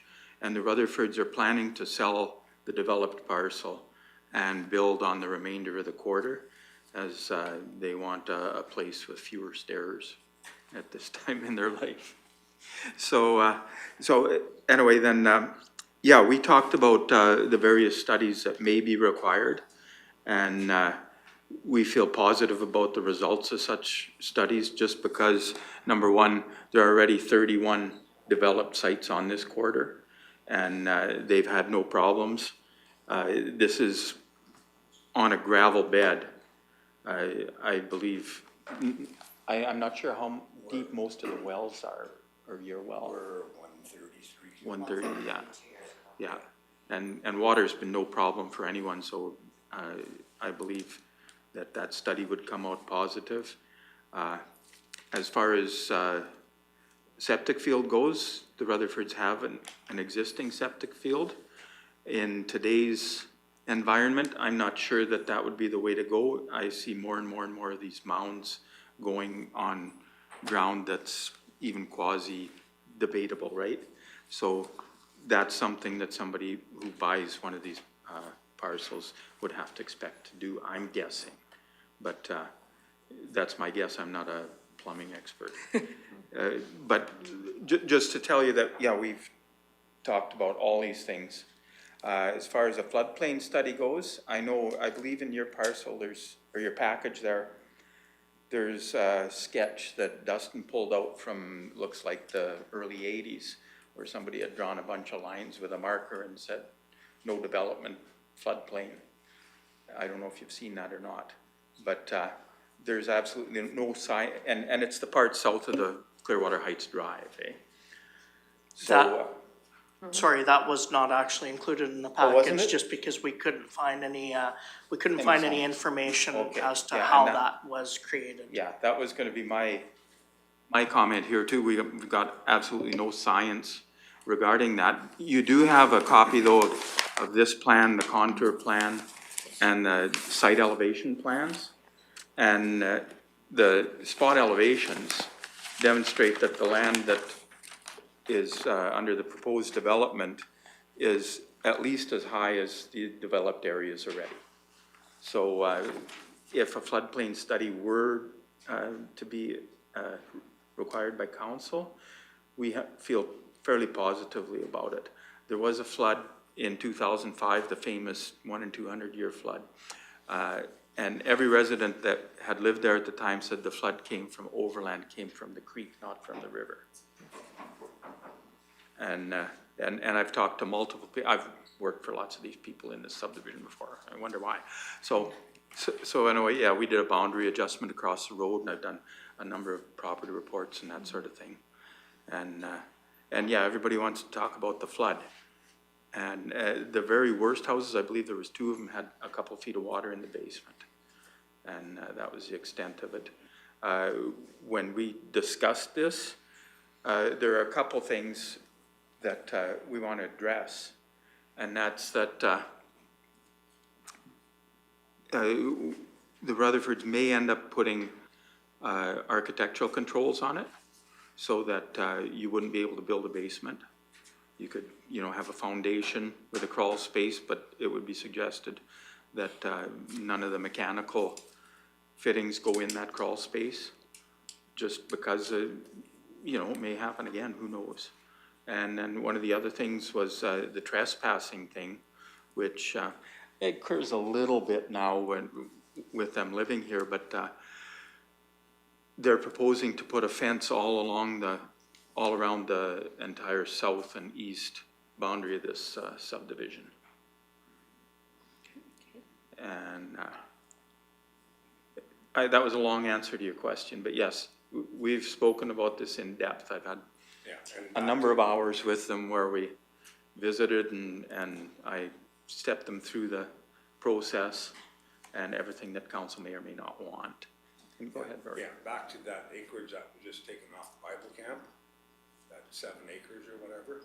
I was just over there not long ago with Ryan, and they went with a pump out. So it's either a holding tank as far as septic goes, or a mound. They did a mound, yeah. Yeah, exactly. Yeah. Okay, follow-up? I do have another question if you don't mind. Thank you, Reeve. Is there an existing outline plan for this quarter, considering there's a multi-lot to the north of the one that's being proposed? Is there an existing outline plan already on file that we would have to, if this was to go through the next step, then there's a rescind and adopt, like there's some other processes to think about if there's already an existing outline plan? Yeah, so there was no outline plan in the files. The subdivision that was created to the north was done under previous policies back in the 1980s, and that an outline plan does not appear to be part of that process. Okay. Thank you. Okay. Councillor Northcott? Alrighty. I did actually get to fly over this area in 2005 when that flood did occur. I got to witness it from the air, but there was actually many areas of even 591 that was actually, the whole road was underwater. It was quite intense. So I did actually get to see that. There was a lot of water. Many bridges were washed out. I do have a question for the amount of traffic that's, increasing traffic. The cost, how much would it cost Clearwater County, like for future paving of Range Road 362 and Range Road 72 for that piece of municipal road, with concerns of, rough roads and dust and so on? What would the future cost of paving that? As you increase traffic and population density, it becomes more of an amenity to have pavement, but just wondering what the cost would be. Mr. Bisson? So that's not a figure that I have before me, but that is something that we could get more information from Public Works as far as paving that road concerns. At the end of the day, council could require the applicants to pave as part of the subdivision approval as well, as a condition of the subdivision. Thank you. Any further comments, questions, or motion? Go ahead, Deputy Reeve Malhoff. Thank you, Reeve. Just this is our first outline plan, so for process, we need to suggest the studies that we want to see done prior to a public hearing, or do we move those? Just looking for a process. So a couple of the ones that I have written at this point, I'm sure other members have done the same. Flood assessment plan, environmental impact assessment, groundwater assessment, and a traffic impact study. Those are the 4 that I have written down for me, but I just don't know the process in which to, since we haven't done an outline plan before, in which to move those forward. Sure, so our suggestion would be to go to a public hearing process, hear what the adjacent neighbors have to say about the application, and then potentially add additional studies that are required at that point to the outline plan, prior to the adoption of the outline plan. Wouldn't the neighbors want the information from these studies in which to make their opinions as well, or no? That is something that, again, my suggestion on it would be to hear what the neighbors have to say, And if applicants and landowner can prove out those concerns, that would be their opportunity to do so after the public hearing is held. Okay, thank you. Okay. Any other comments or questions or motion? Go ahead, Councillor Cermak. I have concerns about the 350 meters north of the northern bank of the Clearwater River. It has oceans and whatever the Clearwater River is under, isn't it? Oceans and... DFO, And what's the other? Forestry and Ocean. Fisheries and Oceans. Fisheries and Oceans. Yeah. Yeah. Is that within, is that not within setback that has to be from the Clearwater River? I'm not aware of such a setback, but that is something that we could absolutely look at. This outline plan and land use amendment application would be referred to Alberta Environment as well as Oceans and Fisheries, and I believe it's NAV Waters. Yeah, okay. So you would be getting in contact with them? Absolutely. Certainly, because I think we need to protect the Clearwater River. Okay. Mr. Exman? Thank you, Reeve Swanson. I'd like to just touch on a couple of things that arose from the open house that the Rutherfords had. There were about a dozen people there, I guess. 10 neighbors, I think, yeah. And there were some concerns about, well, the trespasses Dustin mentioned and that sort of thing, but there was one fella who was concerned about houses being right across from his and that sort of thing. And right now, in the land use bylaw, the minimum setback from the road is 7.5 meters for a house. And the Rutherfords, number one, can't see that happening. People would more likely want to put their buildings on the south end of those lots and be a little nearer the trees and that sort of thing. But the other thing, when I was talking about architectural controls that we can put in there, is increase that setback to, and I don't know the number right now, but just to make it so that it's not imposing on the neighbors, because on the north side too, all these houses, well, most of them, are toward the back of the lot, eh? And we just want to keep the community the same. Having 6 more lots here is, okay, we're making it 20% bigger. It's not a huge imposition. And when we were chatting at one of our meetings, I told them, I wouldn't have taken this on if it didn't make sense. You know, I've never done an outline plan before either. And I enjoyed doing it. I really did. But to me, this makes perfect sense. Here it is kind of finishing off something that was built 40 years ago and at no huge impact to the neighborhood or to the county, except for maybe a few more taxes. But, and I know how taxes work, so that's not a big deal. But yeah, it just completes the neighborhood, eh? All right. Nobody really complained about the dust on that road, because we have a lot of the kids that go to the Bible camp there. And some of the families, well, you probably know the Raleighs or the couples, right? Some have got like 11 or 7, and they're at the other end of the road, so we get like one of our neighbors that looks like Walmart over there in the parking lot sometimes, right? Because they got the kids and their boyfriends or their other church followers. And so there is a little bit of dust that comes down that road, but on the same token, there's no gravel on it anymore. There hasn't been for at least 10 or 15 years. They come by, they scrape the dust up, and that's what you get, right? And then it's mud when it turns to rain, eh? So. Yes.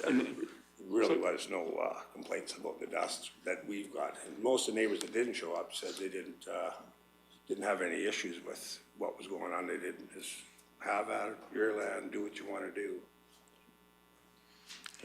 One other concern from the open house, somebody had mentioned that they didn't want a whole bunch of new riffraff coming in from the neighborhood or into the neighborhood, because of course they don't know who's going to purchase the lots.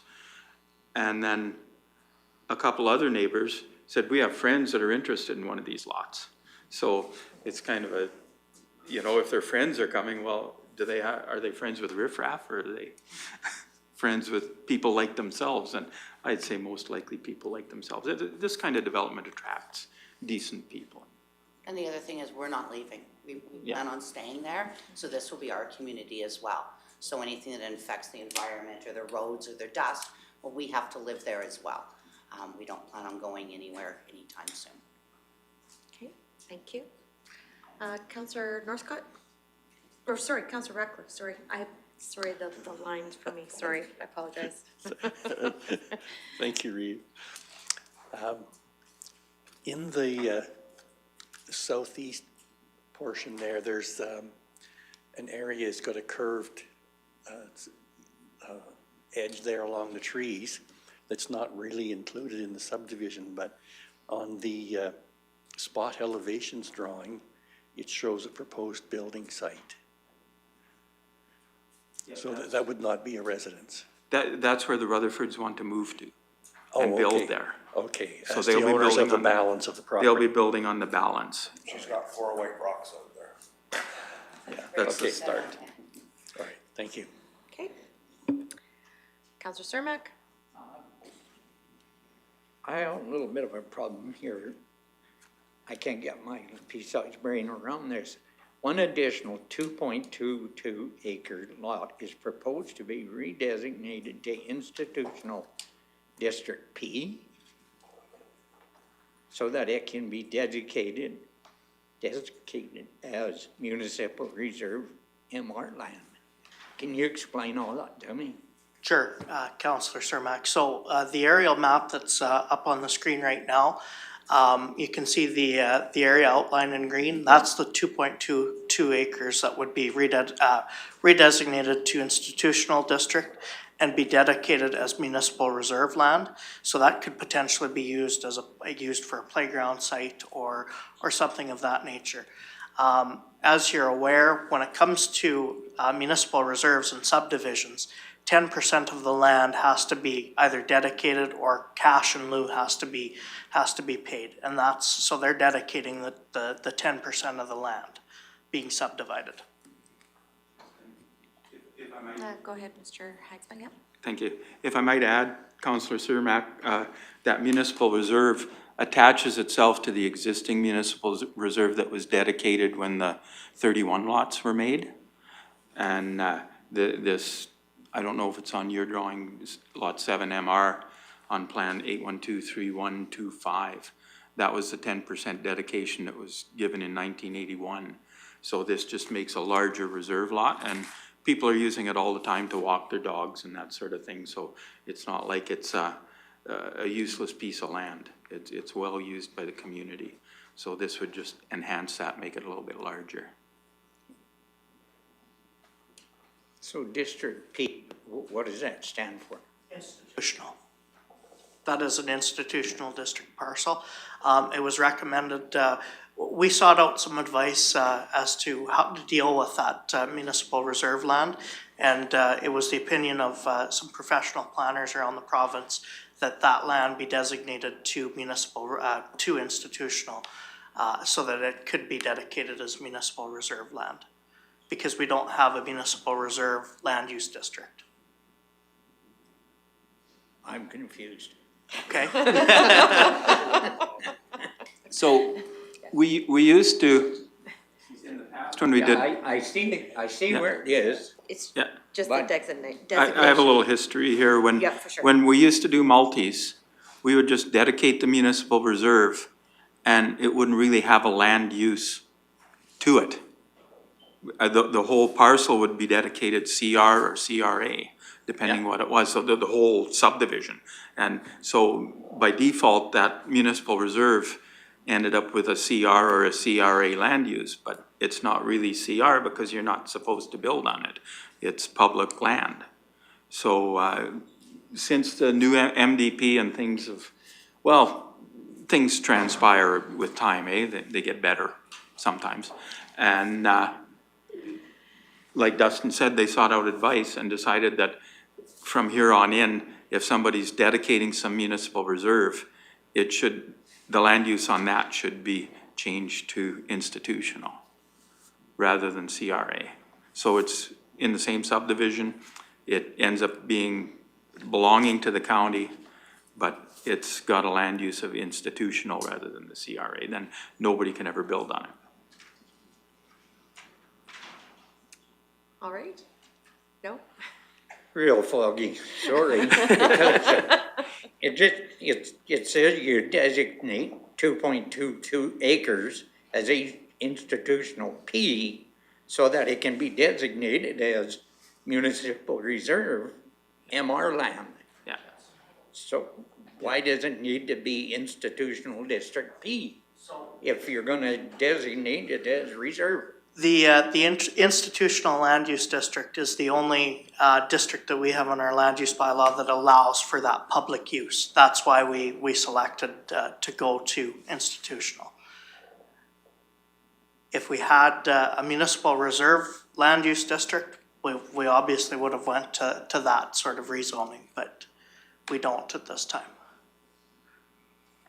On my quarter of land, I've got a municipal reserve, 1 acre on it. On your land, it's probably, the technical designation is probably CR or whatever the subdivision lots are designated technically. Obviously, when we see MR listed on a title, we know that it can't be developed on by anyone other than Clearwater County. And when the plan of subdivision goes to titles, right on the plan, it says, just like on my proposed plan here, it says proposed lot 1 MR. And MR is the designation that Dustin just explained. But it's not a land use.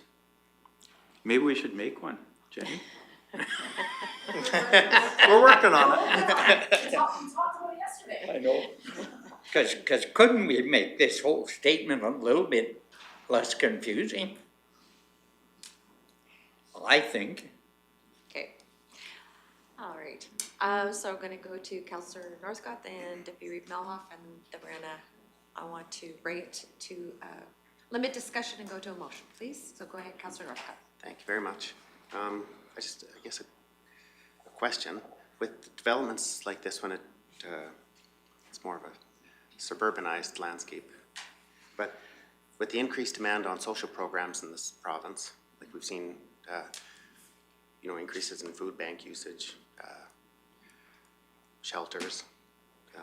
So how would, in the future, how would, those problems they're not limited to an urban center, but really they're to households. So how would residents in the future have access to social programs for youth, seniors, families? Like if there's inclement weather or something, how would they have access to, say, the Mount Rose Women's Shelter or food bank or neighborhood place or library? What would they use for public transportation? And another question is, industry, is there consideration for aggregate reserves? Has there been any impact or on what it could have for future development for aggregate? Yeah, there are no proposed aggregate reserves near enough to this. The Murphy pit that's just north of this is in the process of being reclaimed right now. So it's going to be dysfunctional next year, I believe, I've heard. And yeah, or Trimble, yeah. What did I say? Murphy, yeah. No, Murphy's a little further north, sorry. Yeah, Gavin Trimble's. And that's from Gavin himself as well as Rory. And because there's a multi-lot subdivision here, any future gravel operations would have to situate far enough away that in accordance with the MDP setbacks. Right, and that's And then as far as social programs and public transportation go, I found that generally speaking, when people move out onto an acreage, they're pretty self-sufficient as far as transportation goes. The county has, county and town together have a very good program with FCSS and the women's shelter and things like that. Those amenities are available to anyone in the county, and people that move in here, if required, would be able to access those sort of things with no problem. some of the people we have moving out there right now is, their work from home, like Heather. We got a couple new couples that just used to be like weekenders and stuff. And now, say, the husband's retired and mom still does, the office stuff or works from home on computers. So they're all like, you know, basically our age, you know, in their 50s, getting into their 60s. Plus, this is a very supportive community. I really noticed that when we had the open house, everybody knows each other and they watch each other's back and that sort of thing. There's very little crime in this subdivision because. We've had a couple chainsaws go missing at the very end on Yeah. the loop. But there was a long story behind that house. You guys might have known stuff about the character that lived there, but, once he got, they come in and got a couple chainsaws, a couple tanks of gas. And other than that, because we got, you know, the Bible college is right there, so we got the walkers every day, you know. From first thing in the morning until, you know, All night. So. And one of the other concerns that Dustin mentioned was somebody was afraid that that loop at the east end, the existing little cul-de-sac, was gonna get pushed through on the road allowance, build a new bridge across the creek. And I quashed that right away. I said, if we even suggested that to the county, they would throw this thing out the window right now. There is no way we want a through road going through that subdivision. All right, thank you for those explanations. Deputy Reeve Melhoff. Thank you, Reeve. I'm gonna try to work through a motion here. So you're saying that the assessments and any study recommendations, the suggestion is for those to come after a public hearing, just confirming that. So then the motion would read that council adopt first reading, move to a public hearing, and then we can look at the studies. That is correct. Then I will make that motion. Thank you, Deputy Reeve Melhoff. Any comments or questions in regards to that motion? Seeing none, I'll call the question. All those in favor of first reading? And that motion's carried. There is a suggested staff recommendation in regards to the draft Rutherford outline plan, and I said that would be, as Deputy Reeve Melhoff suggested, she would like to have that come after the public hearing, correct? That is correct. Okay, so perfect. That's fantastic. Thank you very much for coming in, and we will see you at the public hearing. So looking on into our, pardon me? I'm going, our delegation is here. Yeah, so we have a 11 o'clock delegation that has been patiently waiting. And I would like to just proceed to 7.1. And then we'll come back to 6.3 after that delegation. So if I could ask Ms. Burke to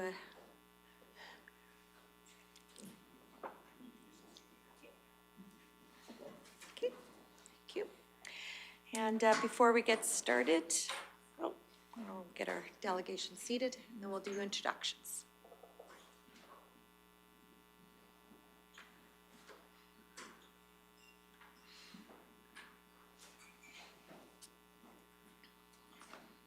There we go.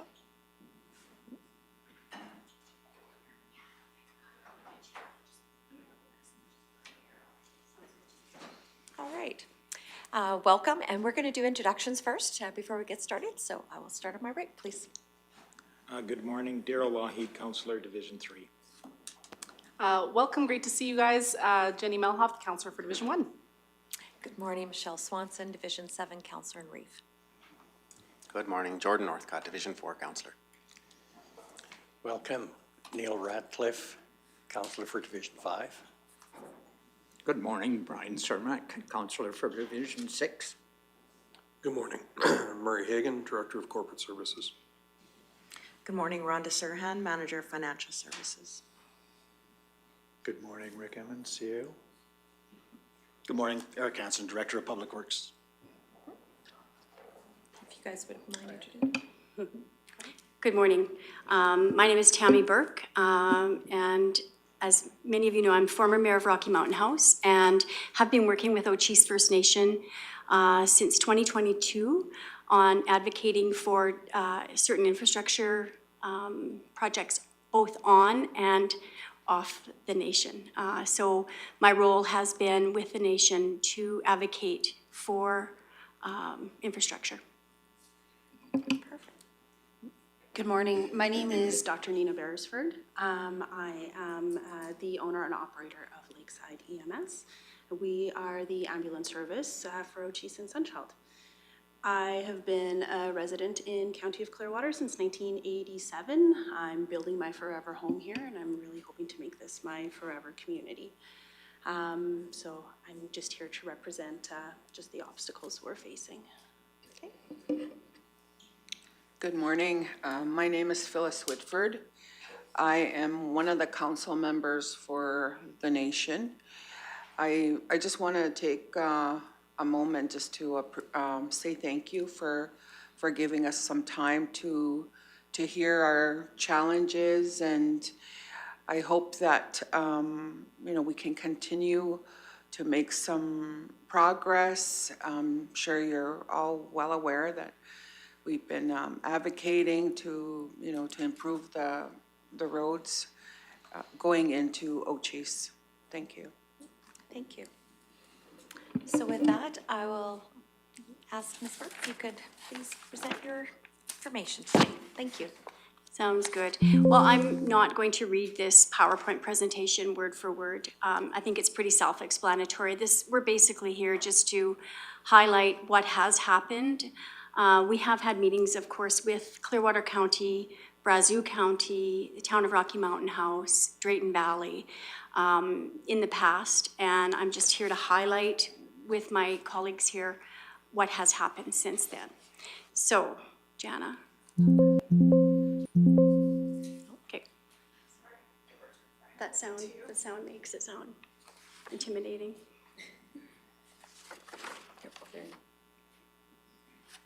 So just, did I touch the wrong one? Just this arrow? Yeah, okay. Okay, so this slide here just basically outlines what you already know. Range Road 42-5A is indeed a county road. It's a 2-lane road.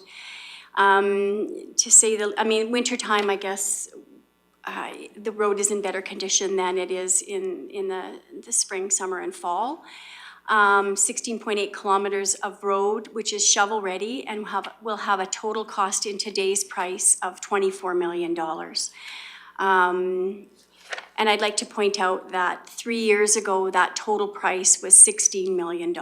So I think there's a real sense of urgency here, which is why we're here, to advocate more. So just a basic summary of our advocacy to date. Sorry, these are the projects. I should have outlined those first. But Ocheese leadership met with Central Alberta Economic Partnership, CAPE, and they helped us set up meetings in Ottawa to advocate for certain projects. And I've listed the projects here. It's to bring in awareness to pave the 16.8 kilometers into the nation, which of course is a county road. It was also to realign and pave the 0.5 kilometers to the Baptiste River Bridge and to replace the Baptiste River Bridge. And number 4 is for overlay on the nation, so 30 kilometers of existing pavement on Ocheese First Nation. This is just a kind of a highlight of what I've done to date since I've been brought on. I've attended the Alberta Urban Municipality Association conferences as well as the Rural Municipality Association conferences. Talked to many MLAs and ministers and just tried to bring an awareness to these infrastructure needs. We've also had meetings with Indigenous Service Canada, which is ISC, also to bring them into the fold as to what kind of a need there is for this infrastructure. As you will recall, in April of 2023, I should give you the some back history as well. I have many support letters from RCMP, doctors, nurses, midwives, ambulance, economic development on Ocheese. They're all here. And I've used these to send them out to both provincial and federal governments to bring to the awareness that it's not just Ochese First Nation that is advocating for this road. It's many of the service areas or service agencies that are also advocating for this road. This is a necessary piece of infrastructure within Clearwater County. So in April of 2023, we had the sort of the soft announcement that the province was going to come up with $8 million. And then we couldn't announce that because there was an election called. So then we had to wait until after the election was over. We then, in December of last year, we received a letter from Minister Resignation informing us that Clearwater County was indeed the recipient of, like, they were going to ante up $8 million towards this project. So now we have $8 million from Clearwater County. We have $8 million from the provincial government. But that $8 million from the provincial government is contingent on another funding partner, which we had hoped would be the federal government. So we then sent joint letters, and we all want to thank Clearwater County for doing these joint letters to the province and to the federal government. Sent a letter in January to Minister Fraser, and this was about their inquiry to be a partner in the $8 million, to partner up with $8 million toward the $24 million funding needed to pave the gravel road. In May of 2024, there was a team from Ochese First Nation, which myself and Councillor Phyllis were part of, as well as Reeve Swanson and Mr. Emmons. And there were 3 other people from the nation that went as well. We consider this a very successful trip to Ottawa. We were there, Ochese was there to advocate for our recent Disaster Mitigation and Adaptation Fund grant. We'd asked for $12.75 million to put toward the $14.25 million bridge over the Baptiste River. And we feel that we had all-day meetings in Ottawa, and we feel that those were very successful because a couple of weeks later, I received a call from Minister Fraser's office wanting to have a virtual meeting with Chief and Council of Ochese. At this meeting, he announced that we were the successful recipients of the DMAF grant in the tune of $12.75. And I'd like to also highlight that of that grant, Ochese is also putting $1.5 million toward that project. And we're hoping that project will start in spring of 2025. We're well underway with planning and all of the necessary work that has to be done. Let's see here. There was another joint letter from Clearwater County and Ochese First Nation sent to Ministers Wilson, Nixon, and Dreeshen to discuss further advocacy to secure the remaining road paving funding. And I'd also just like to bring to your attention, I was looking at an article that had been done by Red Deer News Now, and it was June 23rd, 2021. And it was following the June 22nd, 2021 Clearwater Council meeting. And in that meeting, there was discussion around the 10-year capital plan and hoping to have the road base graded by 2023 and hopefully having it paved in 2024. Now, we realized that wasn't set in stone, but at the time, that was the way that it looked like things were going to happen. At that time, $5 million was set aside by Clearwater County. And you had, at that time, there was, the search began for the other 2 funding partners, which would be the province and the feds. And so, since you know, we've now got the funding commitment from the province, but the cost of the project has ballooned to $24 million. At that time, it was $16 million. We do now have $16 million secured by the county and by the province, and we're just here to plead with Clearwater County to help us help you advocate to find that further funding partner before those costs balloon yet again and become something that's unreachable. Now, I might just ask for some clarification from Eric. I think this might be a misprint. in this one book here, that Reeve Swanson had passed out in Ottawa, I'd taken my, let's see here, maintenance costs for this road are approximately $6,200 per year. In this news article, it said 16,000, but that must be a misprint, Eric, do you think, or was it at one point? It can't be, wouldn't be 16,000 per kilometer. Yeah, okay, so it must have been a misprint in this article. Okay, so I just wanted to bring that to the attention.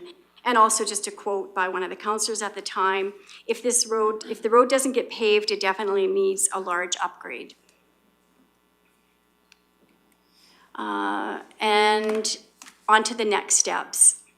We would just really like to ask council, in advocacy efforts, is there a way that Ochese First Nation can help you to advocate for the final $8 million that is needed to pave this much needed road? As I said, I should have included all these support letters in the package, and I'm happy to forward them for the record. We have many. This road affects many people, both on the nation and off the nation. Many are town, many are county residents that go to the nation on a daily basis to work, to provide health care, to provide emergency services, you name it. It's a functioning community, and unfortunately, the road in is, it's a barrier for many things. So with that, I guess I should just follow up.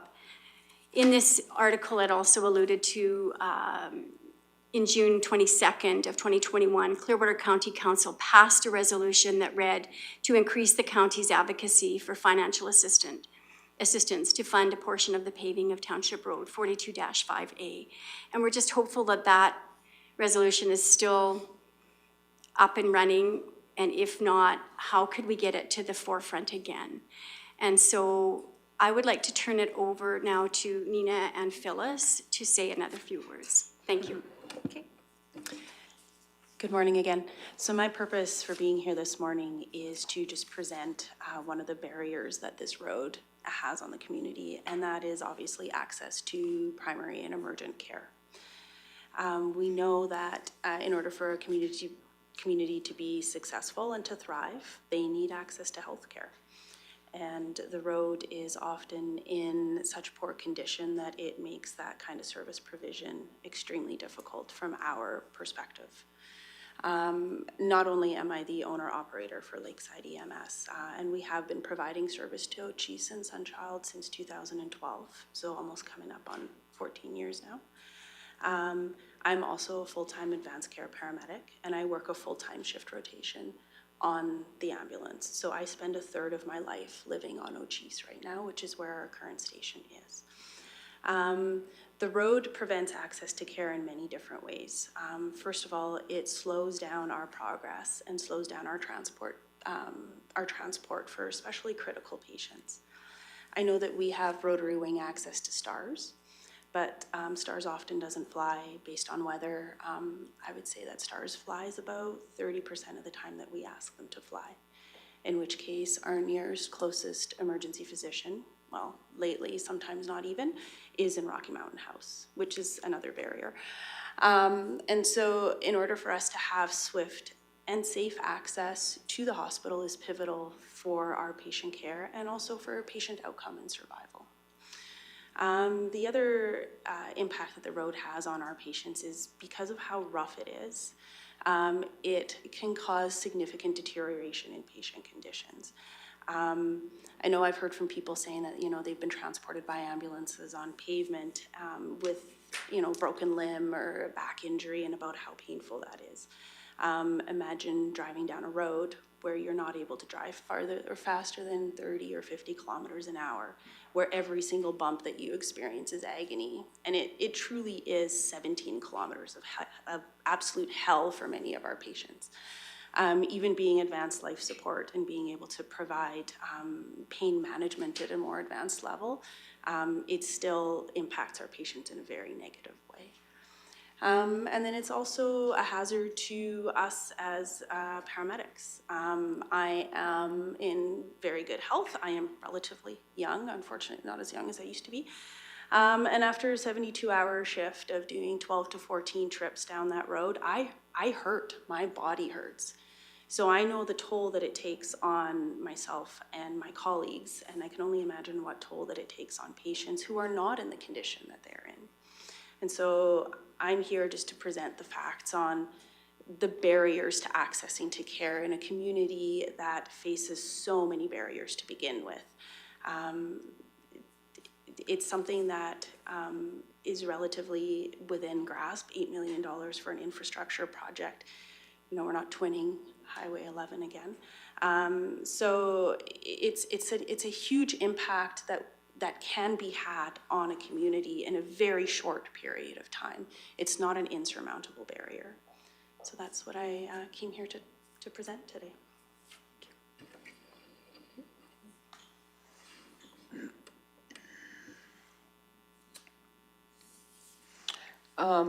Just wanted to go back to say that, you know, not only am I a council member for Ochese, I was born and raised on Ochese. I've left the community at different times in my younger life to assume education. I've been home now for about 7-8 years, and I see some of the progress, some good progress that's happened on Ochese, but I also see some of the challenges that were there 20, 30, 40 years ago, and one of them is that road. I remember that road being a wagon trail. I remember my parents getting their little, you know, at that time, a newer truck, and I remember traveling those roads to come into Rocky and for essential services and to pick up supplies, you know, just to try and improve our livelihood. Now we're at 2024. Yes, that road has been maintained, you know, to the best of its ability. I think about not just myself, I think about the 260, 80 homes that live on Ochese. And those homes and those families that have to travel that road. And also I think about what happened last week. I'm sure you guys are all well aware where we are situated, northwest of Rocky. On a good day, it takes me 40 minutes, 45 minutes to get here. If there is no traffic, if there's no dust, and if there's no ice, I can get into Rocky in about 45 minutes. Now, last week we had a terrible car accident due to icy conditions.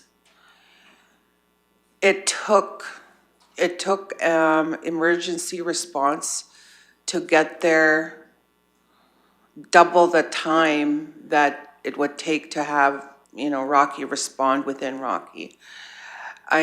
Those are the realities we live in, and we are isolated. I've heard people say, oh, they're semi-isolated. Well, no, we are isolated.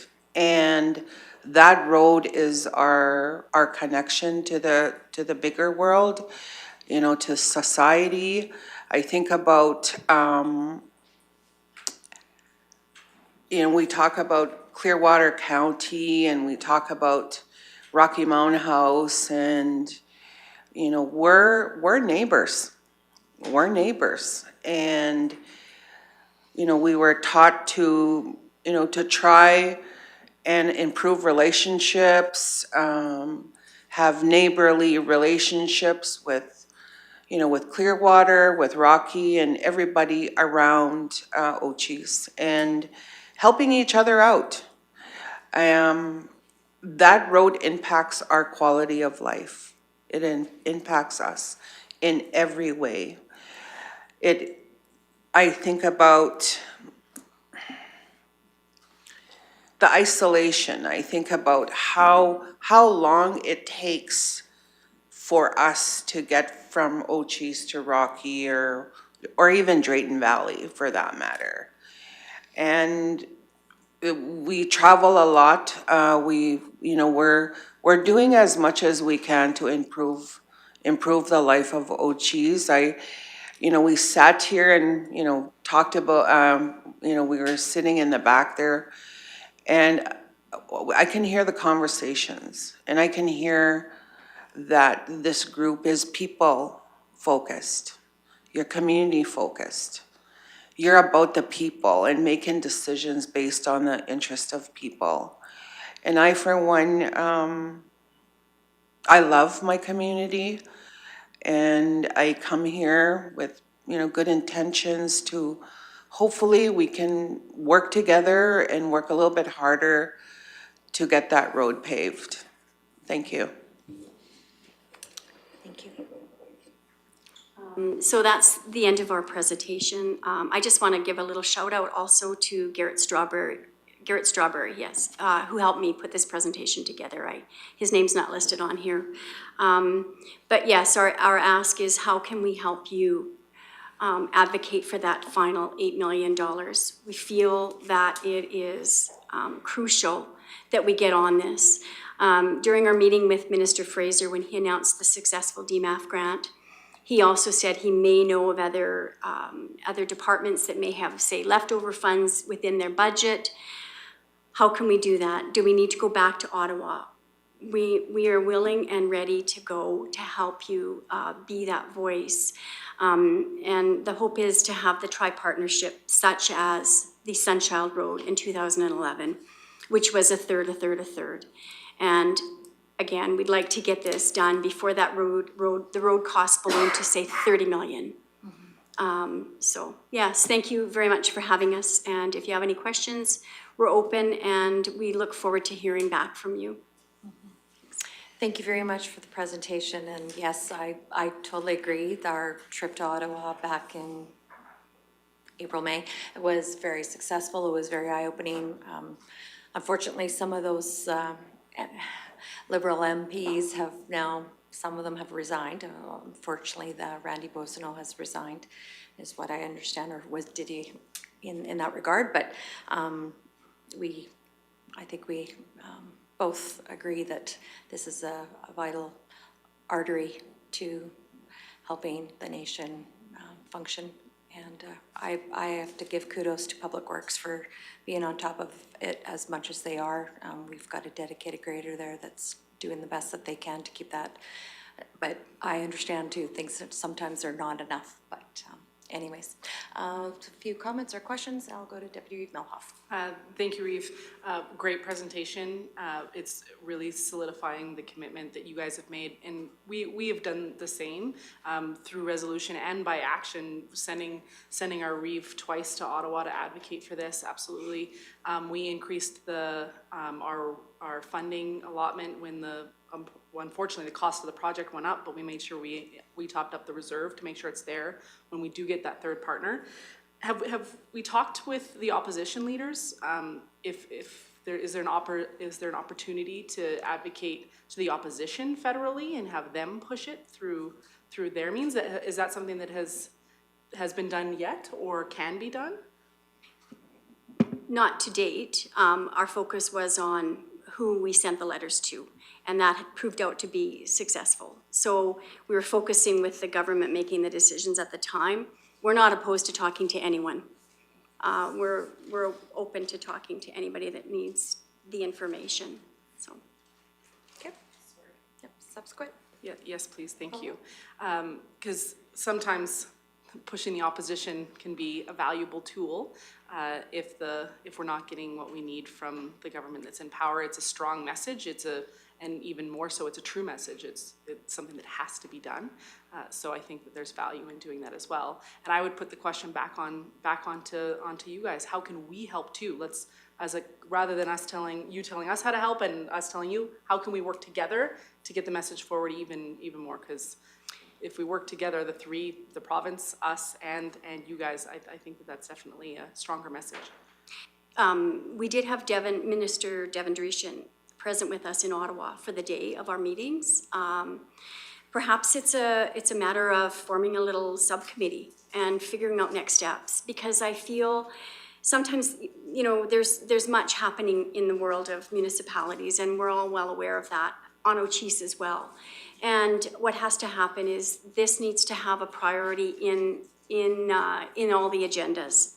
Where are we? What steps are we? What have we done? Because sometimes it's easy to just say, okay, we know it's there. But whereas if it's always in our face, we know we have to deal with this. This is not going away. In this package here, there is a support letter from Carrie Bailey from 2014. This is not a new issue. This is not a new issue, and it's not going away, and it's only going to be more expensive.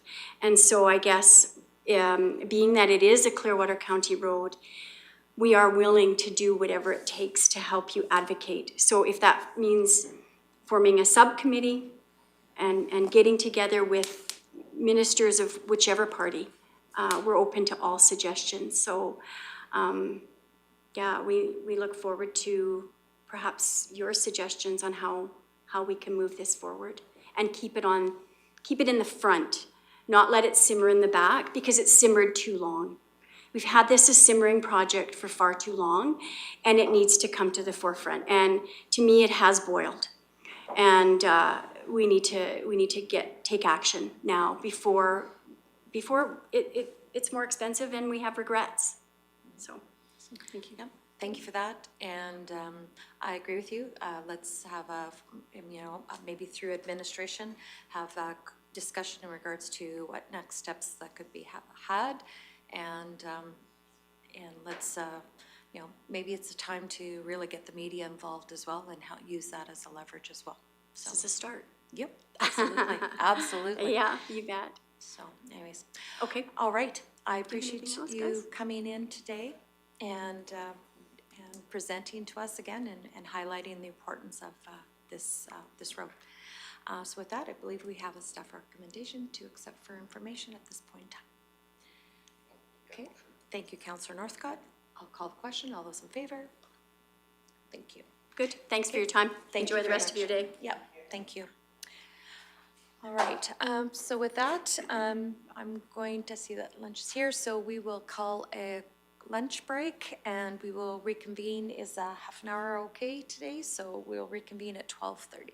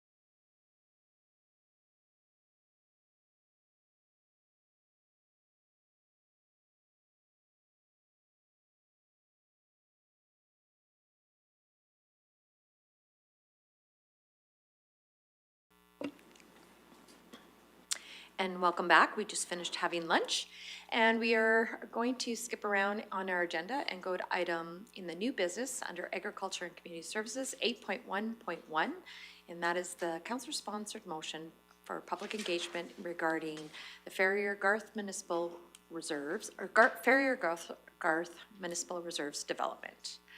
And so I'll pass it over to Mr. Martinson to maybe bring up or convey the background, please. Yeah, thank you, Reeve Swanson. In your agenda package was the information regarding the notice of motion from Deputy Reeve Melhalf regarding the Garth and Ferrier Municipal Reserve properties. I won't read it word for word, but I think the gist of it was really to bring the attention to council to the opportunities in that community, and consider a process for seeking feedback from the public as to what could be or may be opportunities in the future for community use and maybe specifically recreation, but I don't necessarily, community use is maybe a better term. And so, of course, that falls within my area of responsibility. We did provide some additional information that council may want to consider as far as the potential viability of those three pieces of property. I'm not sure that all three could be viably used for future community. There is a small portion that is adjacent to a busy intersection in that community, but there definitely are two other municipal reserve properties that would be great candidates and are great candidates for community use, whatever that might be. And I think that excites me and my team as far as potentially working with community and realizing these opportunities. It also brings some additional questions of how what kind of process could be designed for this community, but also countywide, because I think this notice of motion brings to attention not only the opportunities in this community, but also really in every densely developed area of the county, if I can say that. We just have to reflect back on a discussion we just had about municipal reserve, and it was another reminder for me in the presentation earlier by my esteemed colleagues in planning about what kind of opportunities they've prepared for us in almost every community, and what those properties mean for that community, whether it's just a place to walk your dog, hopefully on leash, but also to do potentially other valuable pursuits that increase the quality of life, increase health, bring us together, all the great things that really define what a community is. So yeah, I think maybe I turn it back to the Reeve and reserve maybe an opportunity for the sponsor of the motion to provide some input as well. Thank you. Okay, thank you. Go ahead, Deputy Reeve Melhalf. Thank you, Reeve. Thank you, Director Martinson, because you bring to light an even more important conversation, and that's all outdoor spaces within Clearwater County. Like, we talked about MR, like you said, this morning, and if that outline plan was to move forward, we're gonna have some more MR land without necessarily a plan for it, which is okay if that's the plan. If the plan is no plan, that's still a plan. And that can be the same for those MRs in Ferrier-Garth. If it is they are to stay in their natural state and we will do weed management because it technically is municipal land, great, no plan is a plan. But we have had the Ferrier-Garth community come out wanting amenities in the community hall, potentially other amenities. I think it's important that we ask them, the rest of the community, what they actually want, rather than us doing one-offs. We should have a better plan for what we're doing with these outdoor spaces. And hopefully that can actually develop into a Clearwater County outdoor spaces master plan or something like that, so that everybody has an understanding of what this MR land is supposed to be for. That was my intention, and hopefully council sees the value in doing that type of work. Okay. I have a few questions in regards to MR land. Do you need permission, and what is the liability? I hate to answer a question with a question. Do we need permission to, so does who need permission to do what? For access? Is it totally public, or is it still held within a public, you know, it's fenced off, for example, that, you know, it looks like it still belongs to the original property owner? Yeah, so I think, you know, there is a bit of a diverse cross-section out there. For the most part, undeveloped municipal reserve land is used by the community, like we heard earlier, without permission. It is not fenced. It's just typically known, and that's often, that known knowledge often starts with the developer who has been required to donate the land. You know, that is an awkward way to say it, but it's really, they have a choice, do the subdivision, donate the land or not. And so they've typically been the ones to use it as a selling feature, rightfully so, for the community. And, you know, hey, if you want to walk your dog, it's, you know, there is rules around it, base set of rules that the county provides. And then in some instances, some communities through planning process has put additional rules on, you know, what may or may not be done. Those are typically more sophisticated developments, you know, maybe more recent developments as our planning process sort of gets more sophisticated. So yeah, generally speaking, no, there does not need to be sort of a transactional approval to access. Generally, they're not fenced off. That's sort of counter to the public sort of domain. Sometimes they can create issues as far as understanding where the MR starts and stops, and then there certainly is often some confusion around the difference between municipal reserve and environmental reserve and what can and can't be done on them, because sometimes we see them adjacent or abutting. But generally speaking, they're just sort of a green space for most parts of the community. And so we have, you know, now in other sense, they're more developed, and this is a great example really to use as Ferrier. One of these MR properties is fairly developed. It has a community hall on it, and so the community hall for that municipal reserve property is and is allowed or you know, strongly encouraged by the county to set a base amount of rules. You know, what can you do on it? You know, in Ferrier, you know, for instance, they have a skating rink, so it's, you know, authorized that the community can come skate on it. You know, generally speaking, you can't ride ATVs on municipal reserve and things like that. The trails are non-motorized. Doesn't mean that we don't have issues with trespassing and things of that nature. But generally speaking, I think, and then of course on the GAR side, it's just a very square chunk of green space, and, you know, maybe fully vegetated.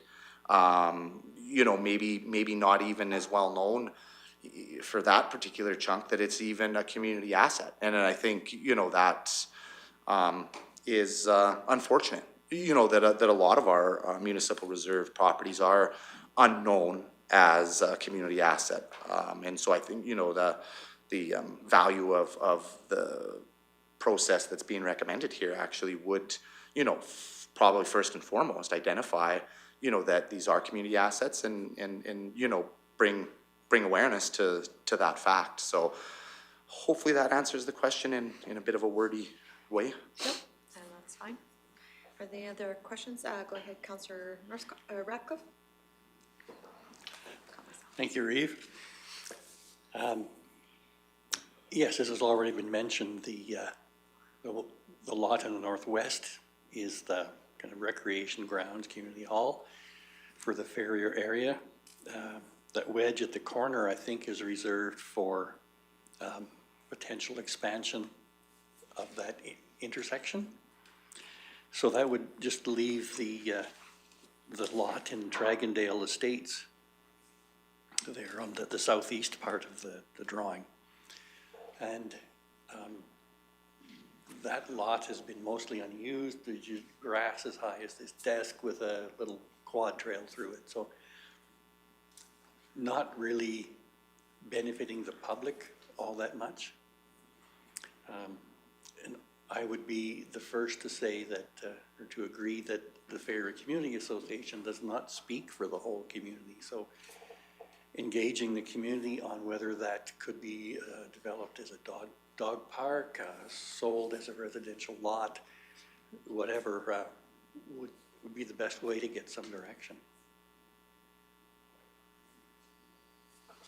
Okay. Any other comments or questions on the notice of motion? Go ahead, Deputy Reeve Melha.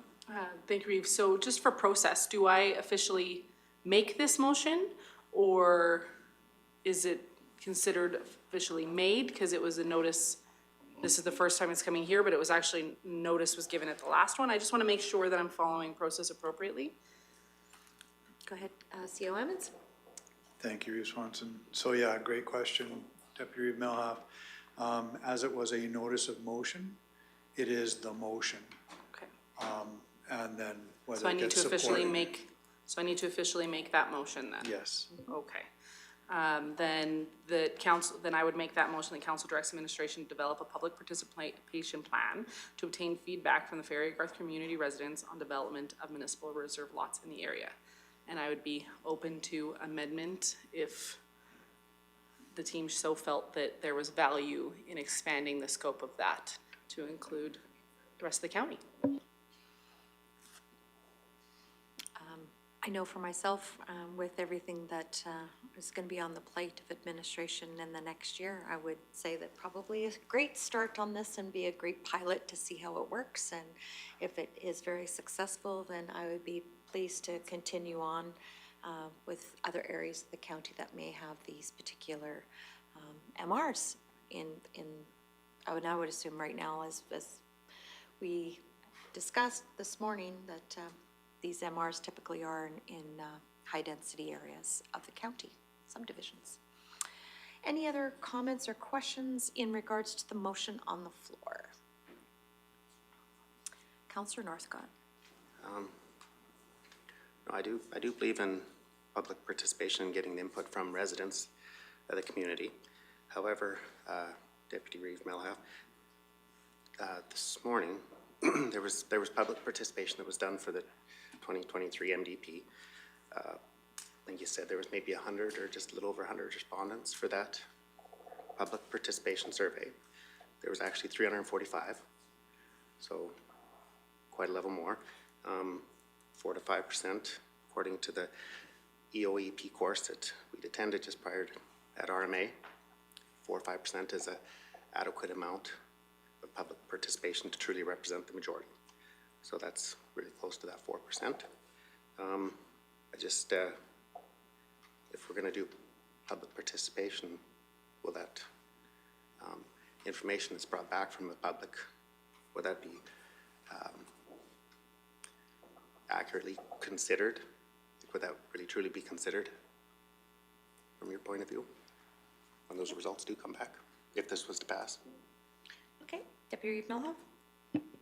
Thank you, Reeve. I actually think that it should be considered. And if we're bringing up things from the past, there was a large public participation against the aggregate extraction at the Stewart Pit. In fact, they all showed up for a public hearing to speak against the Stewart Pit, openly, actively. I don't think there was a single person other than the person wanting the pit to speak in favor for it. And I believe you voted for that pit. So if we're going to talk about people voting in favor or opposed to things that involve public participation, it's not just me that is a black kettle.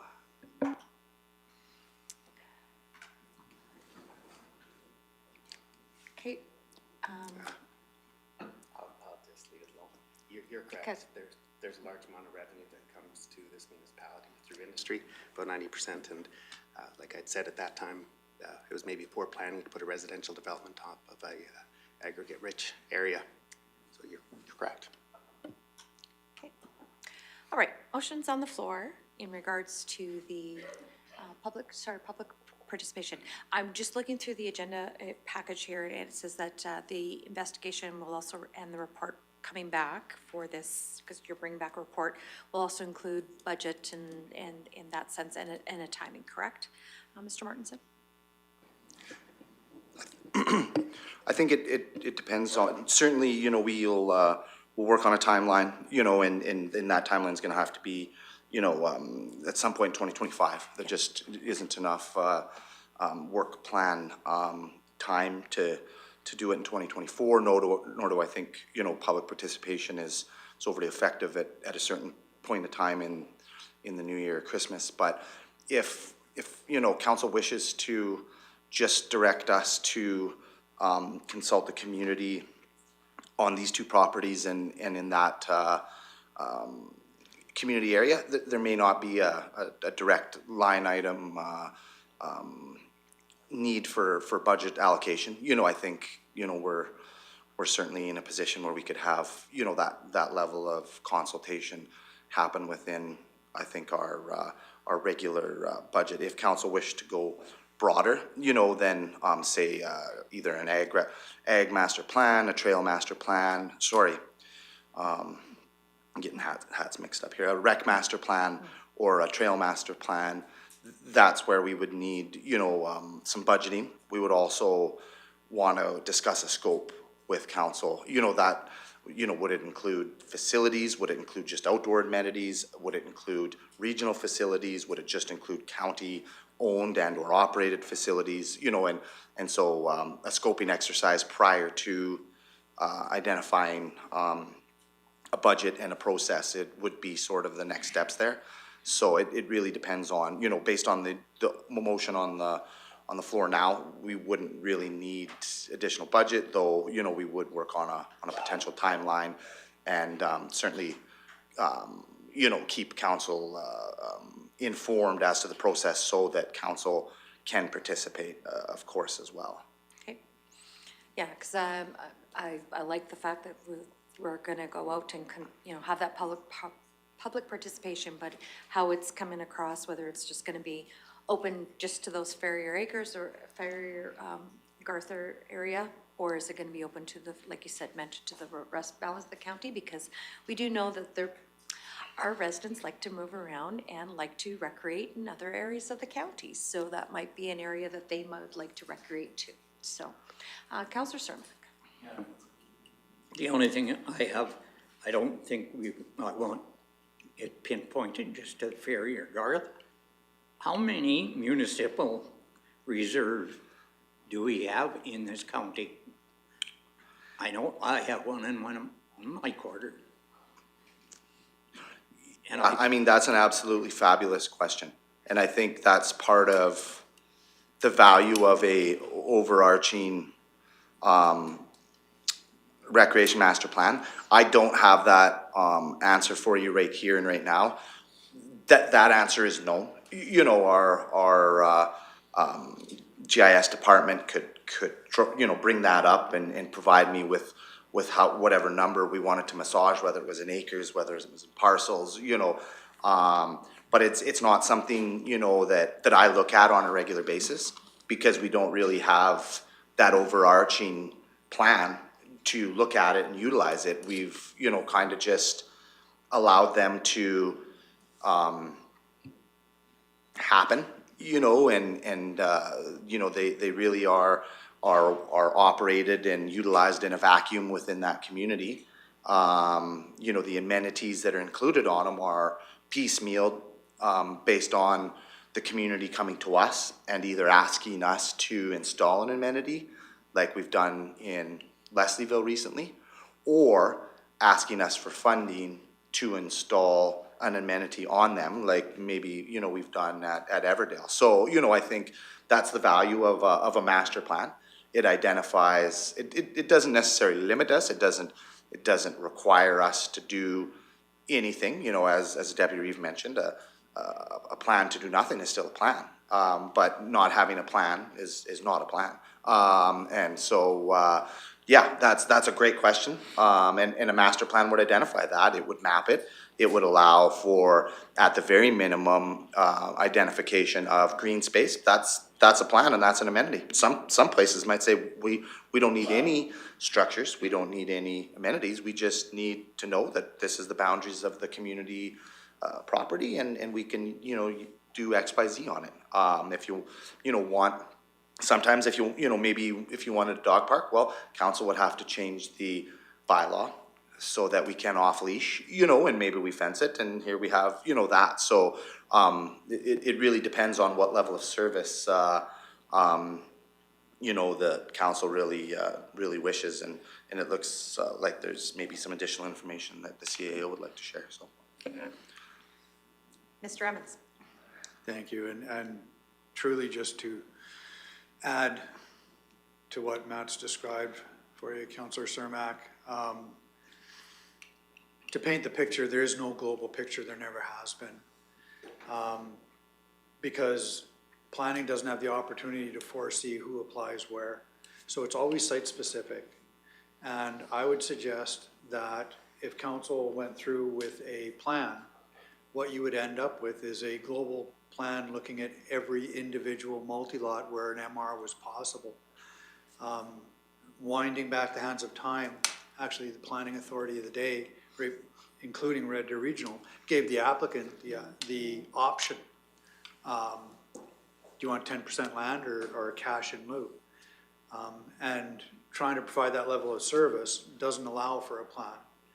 There was a few subdivisions over the last 3-4 decades that it was strategic, and the plan authority actually said, you know what, in this multi-lot, we'd actually like MR because we could see the need for a park down the road, and it's nice to have the land. And that research would show those spots, Councillor Cermak, but you will not find, because this was always done through, over the years as a one-off, every individual development was a one-off, what you will find is a plan dealing with each one of those one-offs. If that helps, you won't be able to create a global vision because it wasn't created that way. So maybe it should be created that way. That gets challenging because, again, case in point today, we don't know who's going to apply where and who wants a multi-lot. The only way to do that respectfully would be to be like our neighbors to the south and cover the entire municipality in an area structure plan and dictate to our residents where it belongs and how. Then you can do that level of pre-planning. I would suggest, my experience in planning, that level of area structure plan actually becomes anti-development, not pro-development. And this council's always looked for ways to streamline the red tape. When your entire municipality is covered in an area structure plan, if I may use your property as an example, if that happened to be zoned up as a commercial, and you had different ideas in for your land, the process for you to go through and hopefully be successful to build a new barn, because now you can't because it's zoned commercial, those become the stumbling blocks. So you literally end up waiting for the right individual in the right area under that right location of area structure plan to create a multi-lot to fit that plan. It's very onerous. I see where you're coming from. I'm just trying to get at the fact that if we have a bunch of municipal reserves, we should have some guidelines on what we would like them to be and what they could be or what they are. This way, we don't have any guiding factors on what this land is to be used for. Yeah, and I think that's where the Ag Rec Master Plan, which is a reactionary document and a reactionary process, as the CAO said, there's really no way to be proactive with where and, we want to take MR here. Well, that really is driven by the developer or, in a lot of instances, the landowner. Whereas this process with a Rec Master Plan would say, okay, we may not be able to control where and how and when they pop up, but once they pop up, now we have a plan on what the community could do with them should they exist. And as the CAO mentioned, not every community has because the planning process took cash in lieu. And that cash in lieu built us a beautiful gymnasium in Leslieville. So we shouldn't feel bad, that we've done that. In some instances, as the CEO mentioned, the planning process suggested, like it did today, we should add some MR to the existing MR because we're growing the community, and a growing community needs a little more room, to recreate. And in a lot of instances that keeps the lot size down. Not everybody needs a big backyard to potentially walk their dog on. We can use the shared property, and then that also keeps us, being mindful on how we utilize that valuable resource of land. If that helps to, make sense between the previous and, the post sort of process. Yeah. Okay. Councillor Northcott, and then I'll go to Councillor, Councillor Ratcliffe, then I'll go to Councillor Northcott. Sorry, you had your light on first. You were pushing on though, I'll go to you next. Thank you, Reeve. Yeah. I think we've started taking some of the right steps already.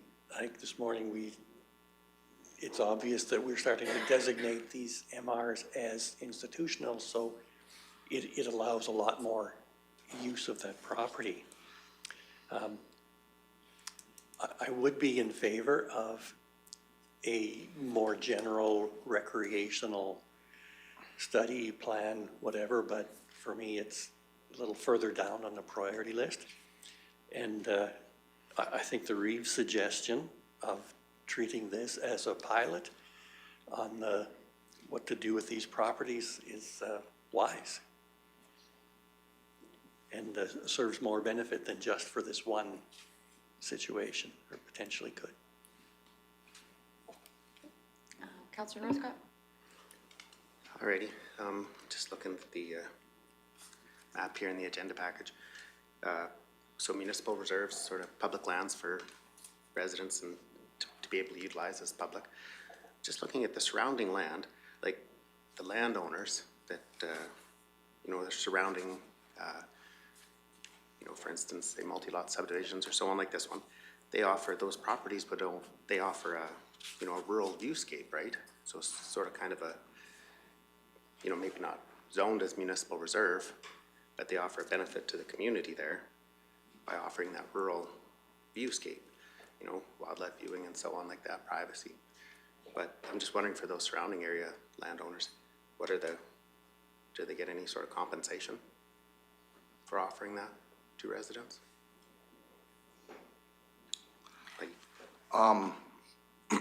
So the adjacent landowners would not get any compensation should the county choose to develop that municipal reserve land for community benefit and community use. Let's just, because it was thrown out, let's just say a dog park. Council would make that decision, I would assume based on consultation and information that administration provided. Okay, no, I see the surrounding landowners there. It'd be nice to have that view, the rural landscape and wildlife viewing and so on. But I just really wanted to know if there was any benefit for those residents that offer, that to be there. And I guess when we go through this public participation thing, we'll hear from those particular surrounding landowners in regards to what they want, and maybe they don't want anything, maybe they just want us to keep the weeds down, which would be great for us, way less. Go ahead, Councillor Northcott. Yeah. And that comment really is, if you look at the whole municipality of all of Clearwater County as a whole, really not just this specific area. For sure. All right, so Deputy Reeve Melhoff's motion is on the floor, and I will, or would you like to reread it just for, please? Okay. I gotta pull it back up, sorry. Oh, no worries. I'm at the Yeah. IAP2 stuff. No worries. 3. If it's ever gonna come up. Scrolling. This is the challenges with going digital. I hear you. Scrolling back through. I think it's on page 4, 15. The council directs administration to develop a public participation plan to obtain feedback from Ferrygarth community residents on the development of the municipal reserve lots within the area. Perfect, thank you. All right, any other further questions? Councillor Cermak? I have some clarification on exactly what are we looking for here? What we're gonna do with the land? Or what's gonna happen with these residents in Ferrier Garth? Okay, I will go to the Deputy Reeve. Yeah, thank you. I'm hoping that we can actually just determine what they want. And that can be no plan. That they just want us, like the Reeve said, they just want us to make sure we keep the weeds down on our land because it's MR, so it's technically Clearwater County's. And that could be the plan. If they're like, no, we do not want park, we do not want it even mowed, we don't want anything. Or maybe they are agreeing with the Ferrier Community Association. We're just saying, we want the community hall finished, we'd like a park there, we endorse the what the community hall is saying. Because the community hall or community association has come and said that they want to build this plan. Well, before we endorse one way or the other with anything, we should ask the community what they want. And that was my intention, because it's not just the community hall lot that is MR within Ferrier Garth. There's 3 of them. Which one is there, Lon? The top one is the community hall, correct? Yes. The number, okay, the top one, The one on the screen. the north side. Does that make sense? Mm-hmm. Okay, all right. So the motion's on the floor. If there's no other comments or questions, I'll call the question. Oh, go ahead, Mr. Martinson. Yeah, and I was maybe hoping just to clarify as well, as I interpret that motion, and certainly Deputy Reeve Melhoff is correct as far as what the plan would achieve is exactly what she suggested. The motion just says to develop a plan to consult the community in essence based on our public participation policy. We would be bringing that plan back to council for endorsement, and say, here's how, and we would engage this community, what we plan on trying to glean out of them for information, and with the intent that that information would in the future potentially drive a council decision on what to do with that land. But to be clear, we're not deciding, that we're gonna go out and do anything yet. We're just developing a plan that council would consider, likely in the new year, first quarter probably, and then should council, like the plan and direct me to implement the plan, we would go out and do that. If that's consistent with the Deputy Reeve's motion. Okay, Deputy Reeve Melhoff? Thank you, Reeve. And yes, and I left it intentionally that way so that I don't know what I don't know. That's your department, then you have a little bit more freedom to come forward with what you feel is appropriate for that community. So that's why I left it in your hands to come back with the information rather than it being more pointed. Thank you. All right, seeing no more lights on, I will call the question. All those in favor? And that motion's carried. Thank you very much for today, and we look forward to that plan coming back for consult. Excellent. We're going to go back into our agenda item, to item 6.3, and which is the first reading for bylaw 1213/24. And I believe that's with Mr. Connolly. Thank you. And thank you for your patience. And when you're ready, go ahead. Thank you, Reeve. Casper Valstar currently holds title to Northwest 1841 of 7, containing 137 acres. The subject land is located approximately 15 kilometers northwest of the town of Rocky Mountain House and is severed by Buster Creek Road. The purpose of this application is to redesignate 8.36 acres from the Ag District to the CRA District.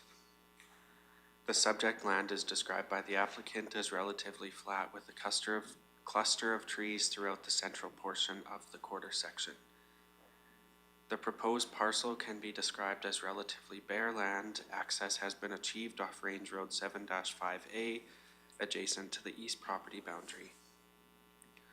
The proposed parcel is developed with residents and existing services. At this time, the proposed parcel is in compliance with Clearwater County's land use bylaw. The balance of the quarter section would remain under its current designation, being the Ag District. There is a first parcel out in the northwest portion of the quarter section, and there is a homestead in the southern portion of the quarter section that will remain on the balance of the quarter. In addition to the residence that is in the severed portion in the northeastern portion of the quarter section. The applicant intends to make application to subdivide the proposed CRA parcel pending the outcome of the land use amendment. The redesignation is to allow for subdivision of a developed yard site separated from the balance of the quarter section by Buster Creek Road. Policy 10.2.4 of the MDP allows for larger parcels fragmented from the remainder of the quarter section by a registered public road plan.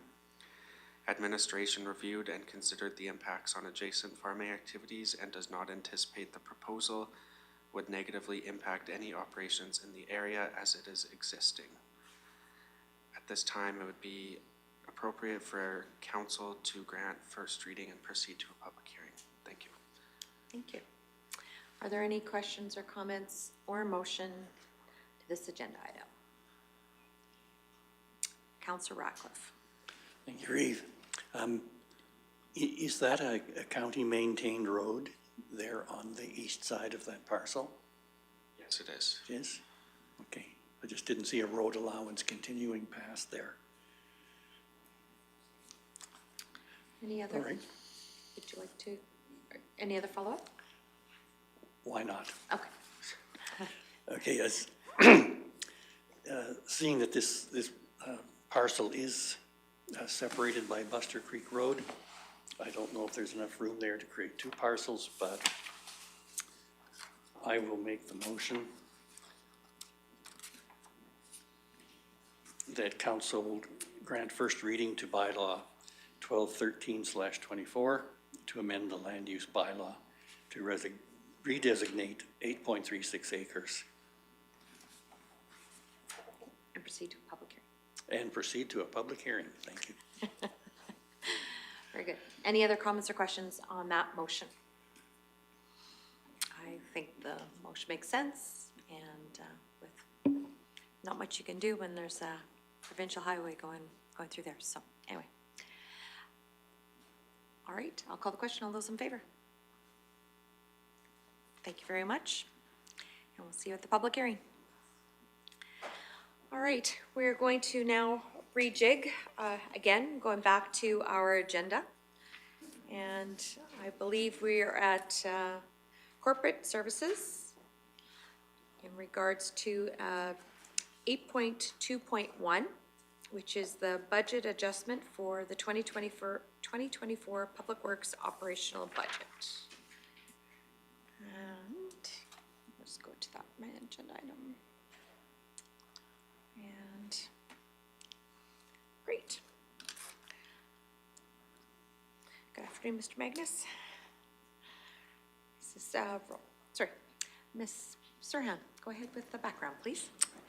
Good afternoon. So the background is that the agreement signed by Clearwater County Council for contributing to the capital upgrades for the town of Rocky Mountain House wastewater facility called for 3 payments beginning in 2023. There was to be $1 million contributed in 2023, $1 million in 2024, and a final payment estimated at $752,000 approximately in 2025. The 2023 contribution wasn't invoiced until 2024 and thereby requires a budget adjustment to increase both the expense and the restricted surplus transfers by the initial payment of the $1 million. So in budget, they had $1 million in 2023 and $1 million in 2024, and it was coming from the sewer restricted surplus account. That $1 million didn't leave the restricted surplus account in 2023, so it's still sitting there. And this adjustment is just to increase the budget to make that additional $1 million payment in 2024. Okay, thank you. Yep. Any comments, questions, or motion? Deputy Reeve Milhoff? Thank you, Reeve. Just a question, because we talk about like work in progress. Would this not have been able to be moved into the work in progress for it to be allocated later? Just on trying to understand process and all the ways that different restricted surpluses are utilized. Yeah, work in progress is generally for projects that don't have a subsequent restricted surplus account of their own. So this one was drawing from the sewer one. No, that makes sense. Thank you. Any other comments, questions, or a motion? Councillor Ratcliffe? Thank you, Reeve.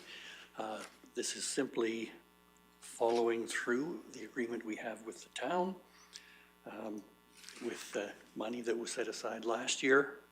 So I would make the motion that council increase the transfers to the Town of Rocky Mountain House wastewater program by 1 million and increase the transfers from the sewer restricted surplus account by that same 1 million within the Public Works 2024 operating budget. Thank you for the motion. Any discussion on the motion? Go ahead, Deputy Reeve Melhoff. Thank you. I will be supporting the motion, even though I didn't support this happening. Democracy rules, and I lost that debate back then. So this is merely making sure that that is actually completed, and I will support the motion on the floor to do that. Thank you.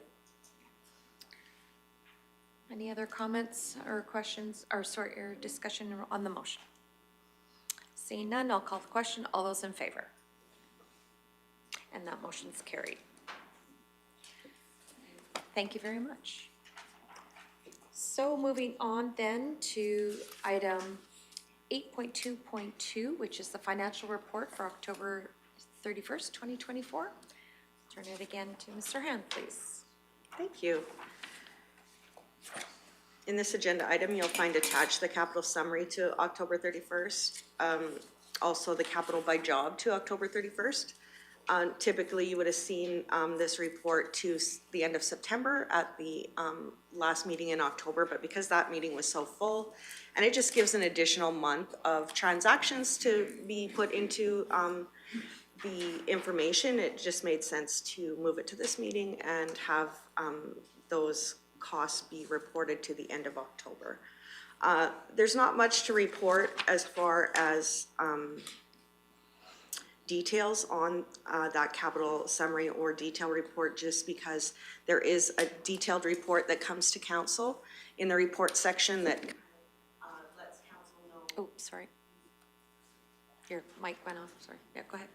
That lets council know where in the progress each of those projects are at.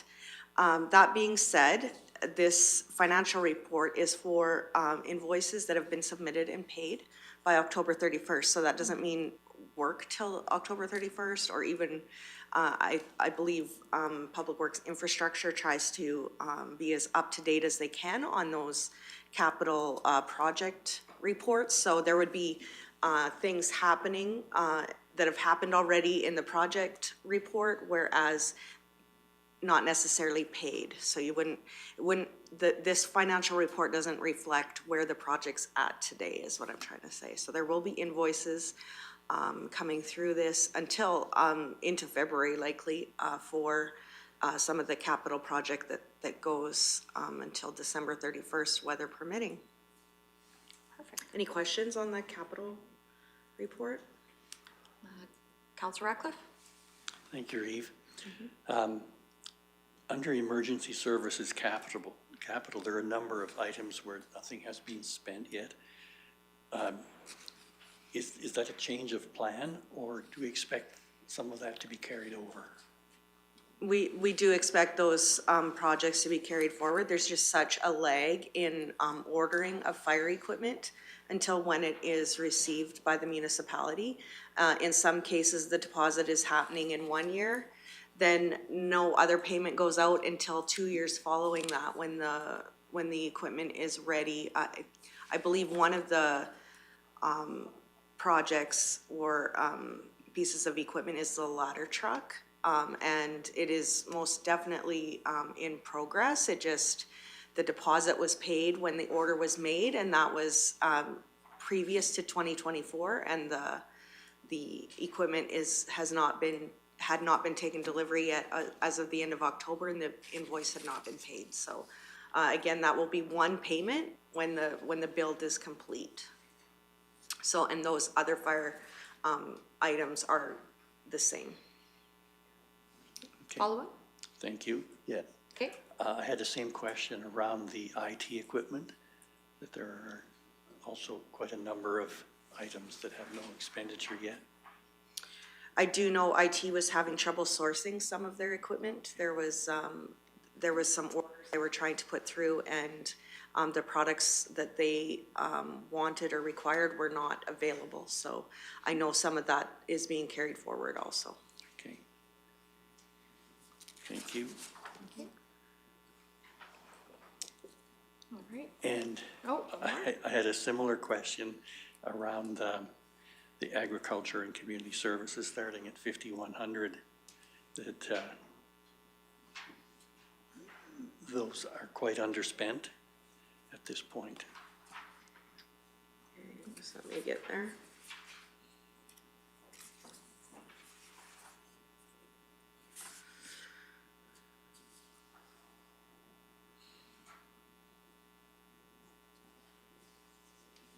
Sorry, I'm just having trouble locating them on my report. You'd think I'd know exactly where everything is on here, wouldn't you? Exactly. I believe you do. What's that, John? Is that on last page? On the last page? Yeah, last page, 12.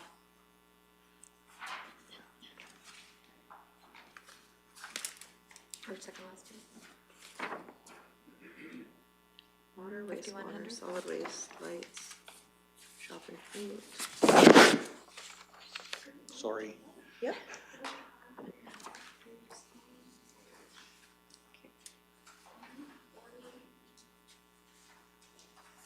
Oh, is this operations or is this capital? Sorry. Actually, it's revenues. Okay, Sorry. so, okay, we'll get to, yeah. I'll just, give an introduction. We're not quite there yet. Yeah. Okay. Any other questions on the capital stuff? No, Keep not on for going. me. Okay, there's none other lights, go for it.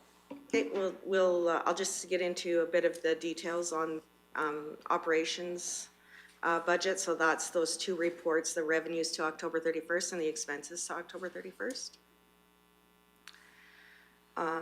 You'll see that there's an additional column on the reports on the far right-hand side, and this is titled projection, and is the estimation of where administration expects final numbers to be on December 31st, 2024. And it is expected that they would change again if looked at the end of November and then the end of December, and again at the end of January, because as I said, the invoices will be coming in likely into February. Year-to-date revenues are at just above 63 million total, with budget being 64, just about 600,000. Expected revenues are higher, with an unbudgeted grant being received for fish passage correction of some culverts at crossings identified by Alberta Environment. The grant is being received from Alberta Environment and Alberta Transportation for 100% of the cost of these projects. Projections are higher than actuals in a couple of other areas, including interest earned and the grant previously mentioned for the culverts, as well as the cost share revenue for fire rescue services programs. Overall, revenues are expected to be about 3.7 million over budget. In the expense portion of the operations, there is a year-to-date of just under 38 million compared to a budget of 53.4. Yet in the projection column at the far right of the report still indicates significant amount of expenses to be paid in the 2024 year, with the projected total being closer to 46.9 million. One item to note is the negative variance in both 3020, which is utilities, gravel and maintenance, and 3225, flood and fire. In 3020, the code is where the expenses are going that are being captured for the fish passage work, and it's 100% funded by the grant that wasn't budgeted. And the 3225 code is costs of running an incident command for any flood, fire, or other emergent event, and we don't budget for those events. And these costs are funded through the restricted surplus for emergency management if required. It appears that there would be an additional surplus of 10 million just in excess of $10 million, which is the projected surplus of $21.4 million minus the budgeted surplus of $11 million. However, there are other things that will be required to be subtracted or added from or to that additional surplus. So the contingency that was allocated to the broadband route to the east of Rocky of just over $2 million will need to come out of that additional surplus. Any operating project being carried forward into 2025 will also need to be subtracted from that additional surplus. And the projection is only an estimate and will change up and down in I would say just about every single line. It would be just by fluke that someone projected 100% unless that program is completely done and all the invoices are already submitted and paid. Capital summary and job reports are also attached with the detailed information regarding the status of these projects can be found in the capital update report. So going to those revenue and expense reports. So the first set is the revenues, year-to-date, budget. The variance of budget versus the actual to October 31st, and then the 2024 projection. So just for example, the top line is Public Works General, currently sitting at $52,000. The budget was $67,550. So the variance is the budget minus the year-to-date, and then the projection is where the director thought that will end at December 31st, 2024. So the director is projecting that the Public Works General revenues be at $54,403,000.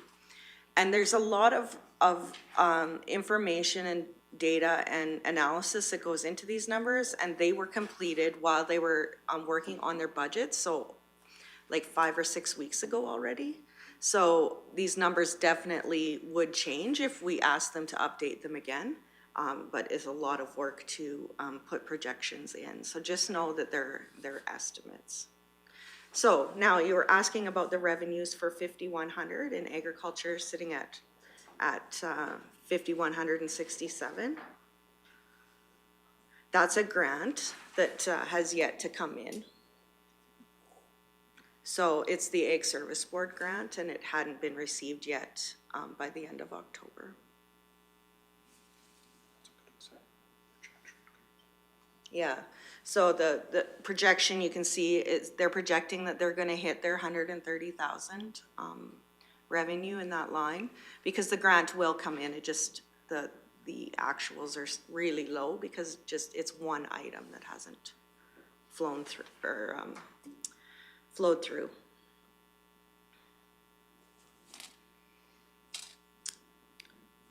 Are there any more questions in regards to the report? I think you explained it very well. Thank you. And we'll be seeing a lot more of each other next month. I'm sure we will. I'm looking forward to it. So the one thing I just wanted to point out was, as we're working through getting these documents ready for council to start budget deliberations, and with the draft budget documents soon to be sent out, we're estimating that the additional surplus from 2024 be around $7 million. So just so you know that there will be, in the reallocation dollars, in addition to the tax or revenue stabilization fund, the Public Works Capital Fund, and the unallocated portion of the core infrastructure will be an additional $7 million. As we're going through the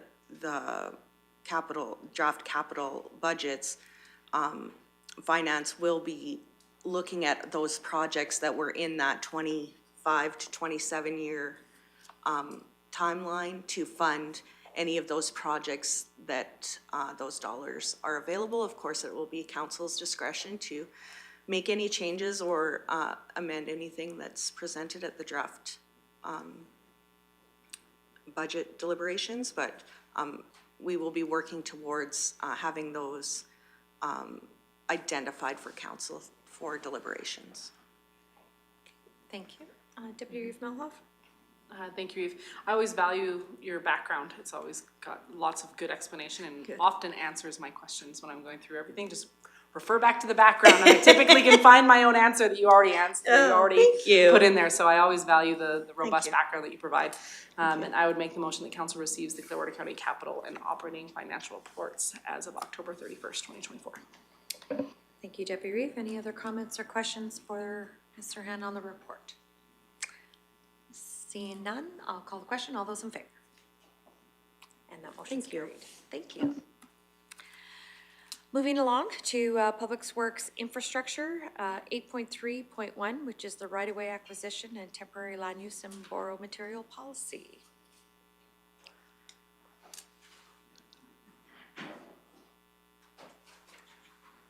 Good afternoon.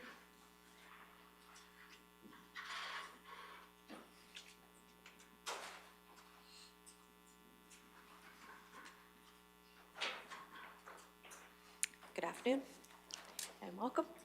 And I'll let Mr. Hanson take it away.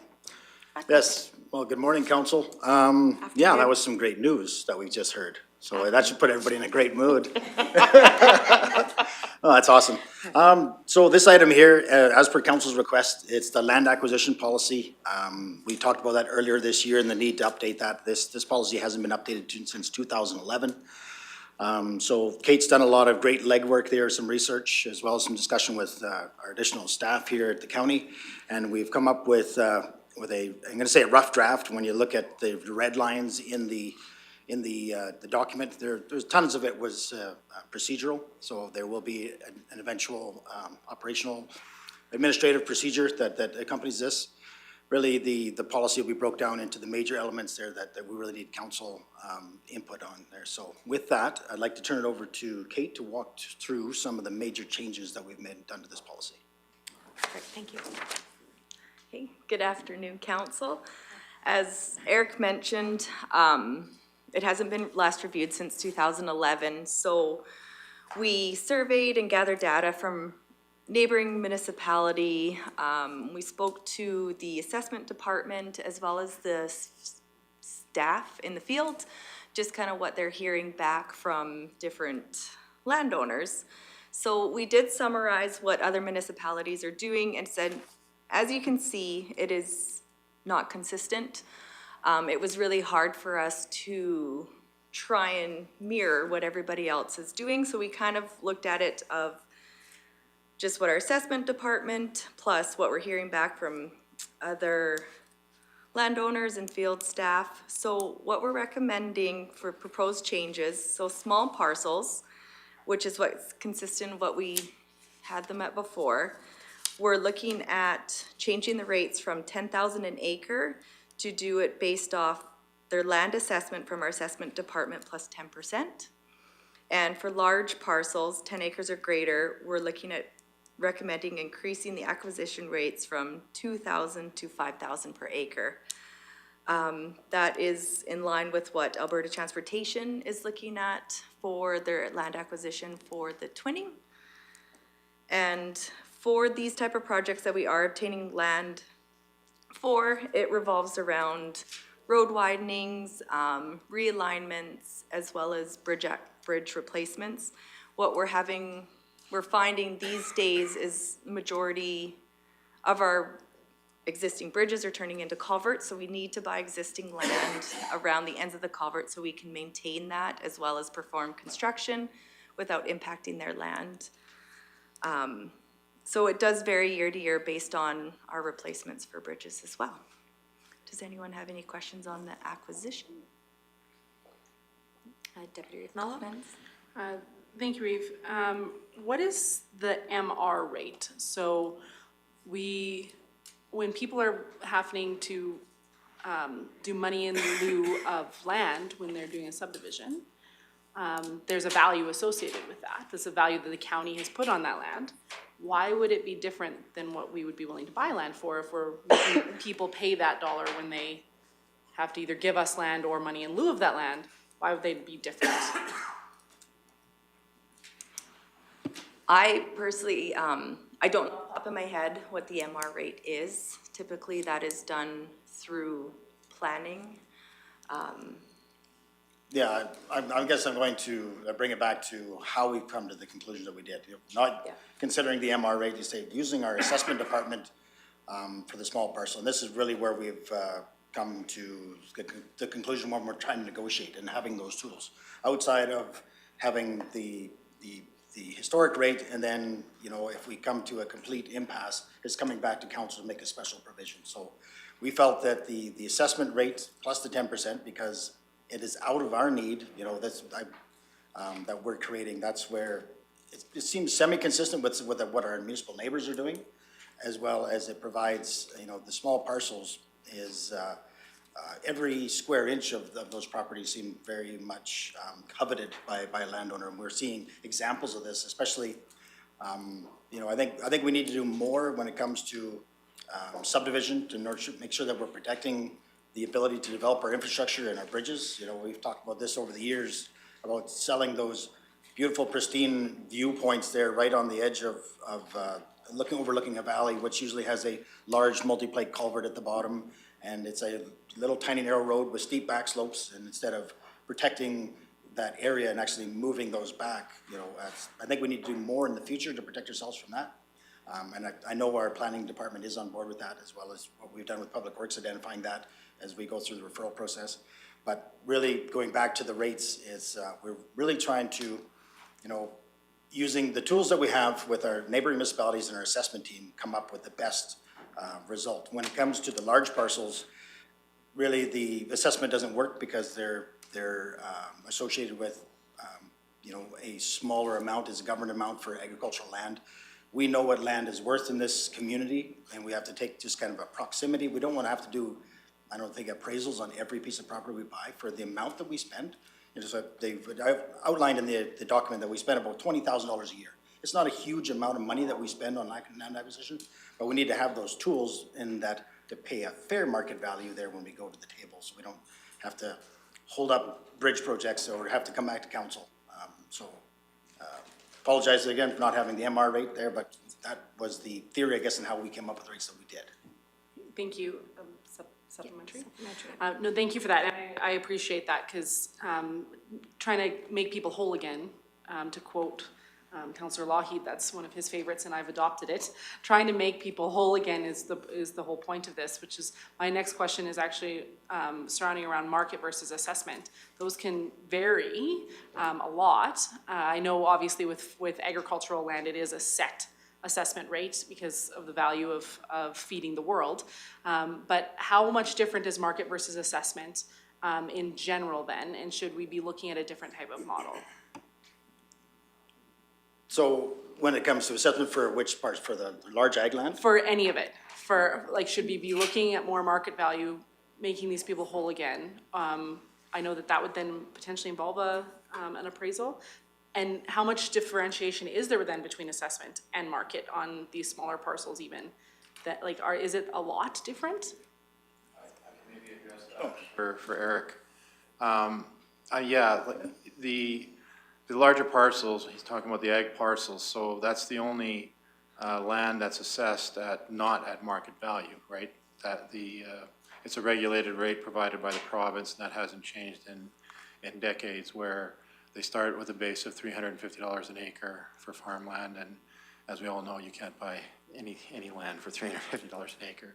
So when I did have my discussions, Kate did come to me, and we had this discussion based on like what other municipalities are doing and where our rates were, which they hadn't been updated for quite a while.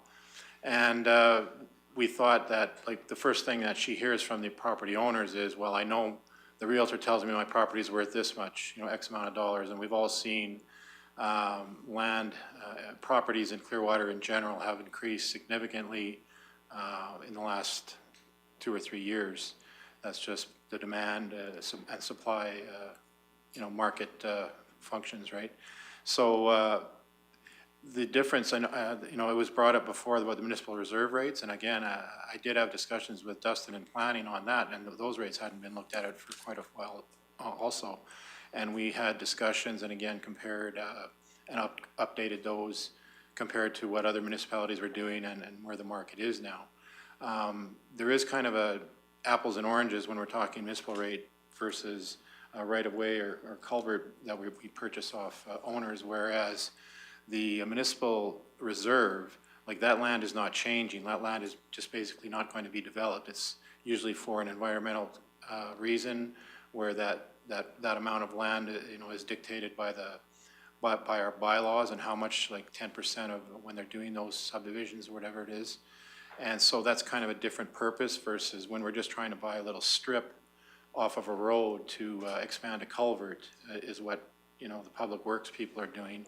So it's kind of not the same purpose, but in the minds of the owners, you know, they think it's the same. But technically, if I was doing an appraisal as an independent appraiser for the county, it's a different purpose, and they've used a different set of adjustments to determine values. So we're kind of using ballpark values, and as Eric mentioned, there's not a huge amount of expenditures in these type of situations for the county year to year. So we just tried to update it and use values that would be easier for the owners to accept, basically. So we're just trying to use common sense here and provide fair value for the owners when we're having or when Public Works is having those discussions and acquiring those strips. Because it's for their benefit, right? If the culvert needs expansion and we need to do some work to help them, it's helping them. So that's another selling point that the county can use. So yes, we want to offer you full fair value, and this is the reason, you know, we're trying to help your, you know, use your land. So I'm hoping that provided a little bit of better explanation. Deputy Melhoff? Thank you, Reeve. Yes, it did, thank you. And the reason I brought up municipal reserve rates is because when we do cash in lieu, because we don't need the we don't need the land itself, so we do cash in lieu, we have a value that we've associated to the land we don't need. That's what we say our land is worth, because otherwise we'd be getting that land. So that's what we've put as a value for what our land is worth. So I just thought that there would be a decent extrapolation to say, well, then shouldn't we be saying their land is worth the same when we're trying to buy it for our use? That was merely the extrapolation I was trying to make. I totally understand what you were trying to get. Yeah. I just wanted to try to give you a higher view explanation that when it comes to land valuation as an appraiser, that they are slightly different, and if we hired a contract appraiser to value for each purpose, there'd be slightly different adjustments that they would be making. And then the cash in lieu, like that's payment from the owner to us, right? Versus payment from us to the landowners. Like people always want to get the best bang for their buck. If it's, you know, if they're doing that development, they kind of factor that cost into that development rate. Right. Thank you. Thank you. Are there any other comments or questions? Or else I will entertain a motion. Or is there more, or were you, did you want more to go? I thought we were, oh no, you weren't quite through. I apologize. Yeah, sorry, another rate that we have been looking at is our borrow material rates. So this is where our construction crew will go in, they contact landowners and use their borrow material to place in our gravel roads and take out any unsuitable material. We're recommending an increase of borrow material rate from 20 cents a ton to 50 cents a ton. The average cost that we do yearly for borrow is about $50,000. With this increase, there will be a budget impact of approximately $75,000. It would increase to 125 from 50. However, it could reduce trucking, greater maintenance, dust suppression on the route, because we're hoping that we can get borrow pits closer to the actual job site. The policy also didn't have a minimum payment for land disturbance, so we're recommending adding an additional minimum payment for land disturbance of $200, no matter the size of our disturbance. Okay. Thank you. Are there any other comments or questions or motion? Councillor Lougheed? Thank you. Just one blank I didn't see filled. This policy would come into effect when? So the intent would be that, once the revisions are accepted, we'll remove all the red lines and bring it back for endorsement at the next meeting. The goal was to have it, effective January 1st, 2025, but if we could hit the next meeting in December, that would be great, and then we'd overachieved. Okay. Thank you. Okay. Any other comments, questions, or motion?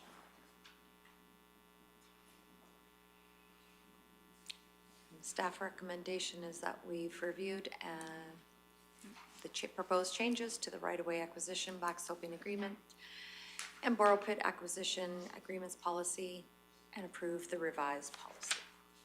Deputy Melhoff. Thank you, Reeve. I absolutely appreciate that you guys are bringing this forward to try to make our residents whole. I still think that we can work on it even a little bit more and make it more in line with what we're making people value their land at when they have to pay us cash in lieu. If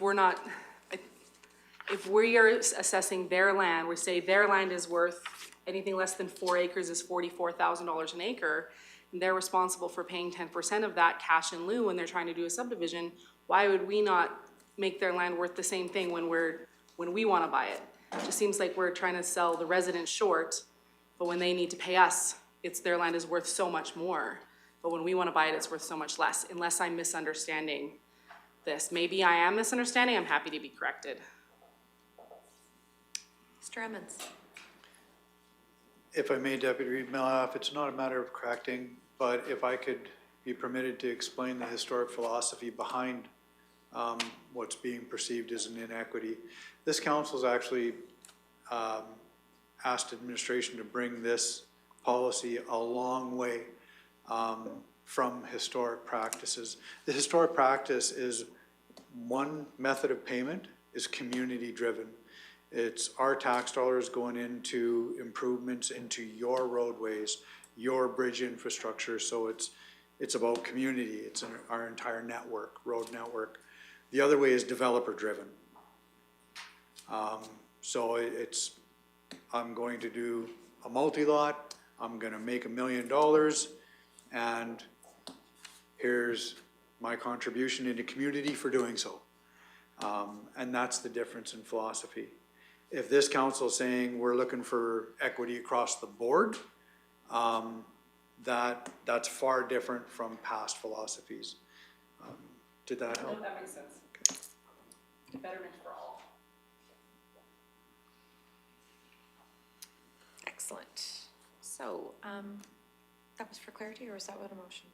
It was clarity. Clarity, okay. So, Councillor Northcott? I'll make the motion as per staff recommendation. Okay, thank you. So there were no amendments or anything to the revised policy. Thank you, Councillor Northcott, for the motion. Any other comments, questions on the motion? Seeing none, I'll call the question. All those in favor? And that motion passes. Thank you very much. Yes. Maybe see you in December. Excellent. All right. So we have into the reports. We'll move on to section or item 9.1, which is the CEO report, please.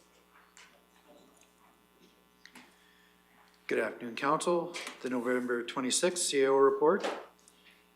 There are 2 municipal law seminars in Calgary and Edmonton. One is from Reynolds Mirth, and that is hosted in Edmonton February 7th and Calgary March 7th. The other one is from Brownlee. That one is hosted in Calgary on February 6th and Edmonton on February 13th. And agendas and further information about these seminars are included in the following pages. Alberta Community Crime Prevention Association Conference, topics such as polarization in rural communities, social capital, and community safety, trauma, informed approaches to public safety, and integrated approaches to mental health and policing are a sample of the many relevant issues that will be addressed at the conference. The association is committed to ensuring that the conference appeals to both rural and urban communities. And this session is scheduled May 5th to the 7th, 2025 at the DoubleTree by the Hilton West Edmonton. Further information on this conference is also included in the following pages. The 2023 Municipal Development Plan survey results is attached to this report at the request of a councillor from the previous meeting. One additional item, Rocky Chamber membership Merry Mingle. The Chamber of Commerce is hosting a membership mixer on December 3rd at the Prairie Creek Inn. The cost for members is $15 per person. If council members wish to attend this event, a resolution is required to approve attendance and remuneration. So in regards to the law seminars and the conference, can I just make one fell swoop motion to say, and also the Merry Mingle is just, any councillor that wishes to attend, please, or we authorize council attendance to all three of these and to get a hold of Jana for registration, whether it be for the Reynoldsworth or the Brownlee or the Crime Prevention Conference or the Rocky Chamber Merry Mingle. I will make that one fell swoop motion, all of them in once. So, anyways. That's what I was Yeah, yep, I'm gonna do them all, one fell swoop, one motion. Any other comments or questions in regards to those events? Not, I'll call the question, all those in favor? And that's carried, thank you.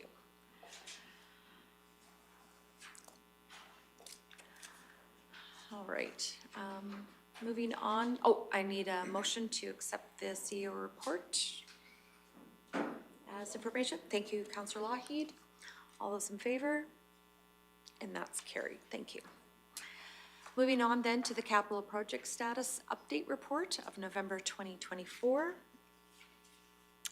I see there's lots done, lots completed.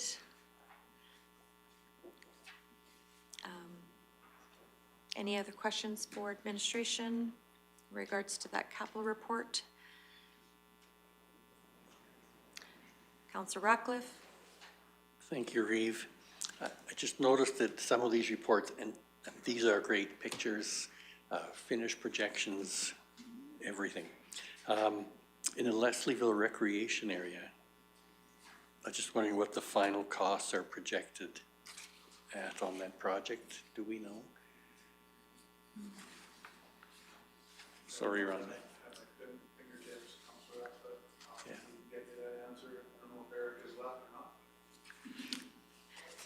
Is that Director Hansen?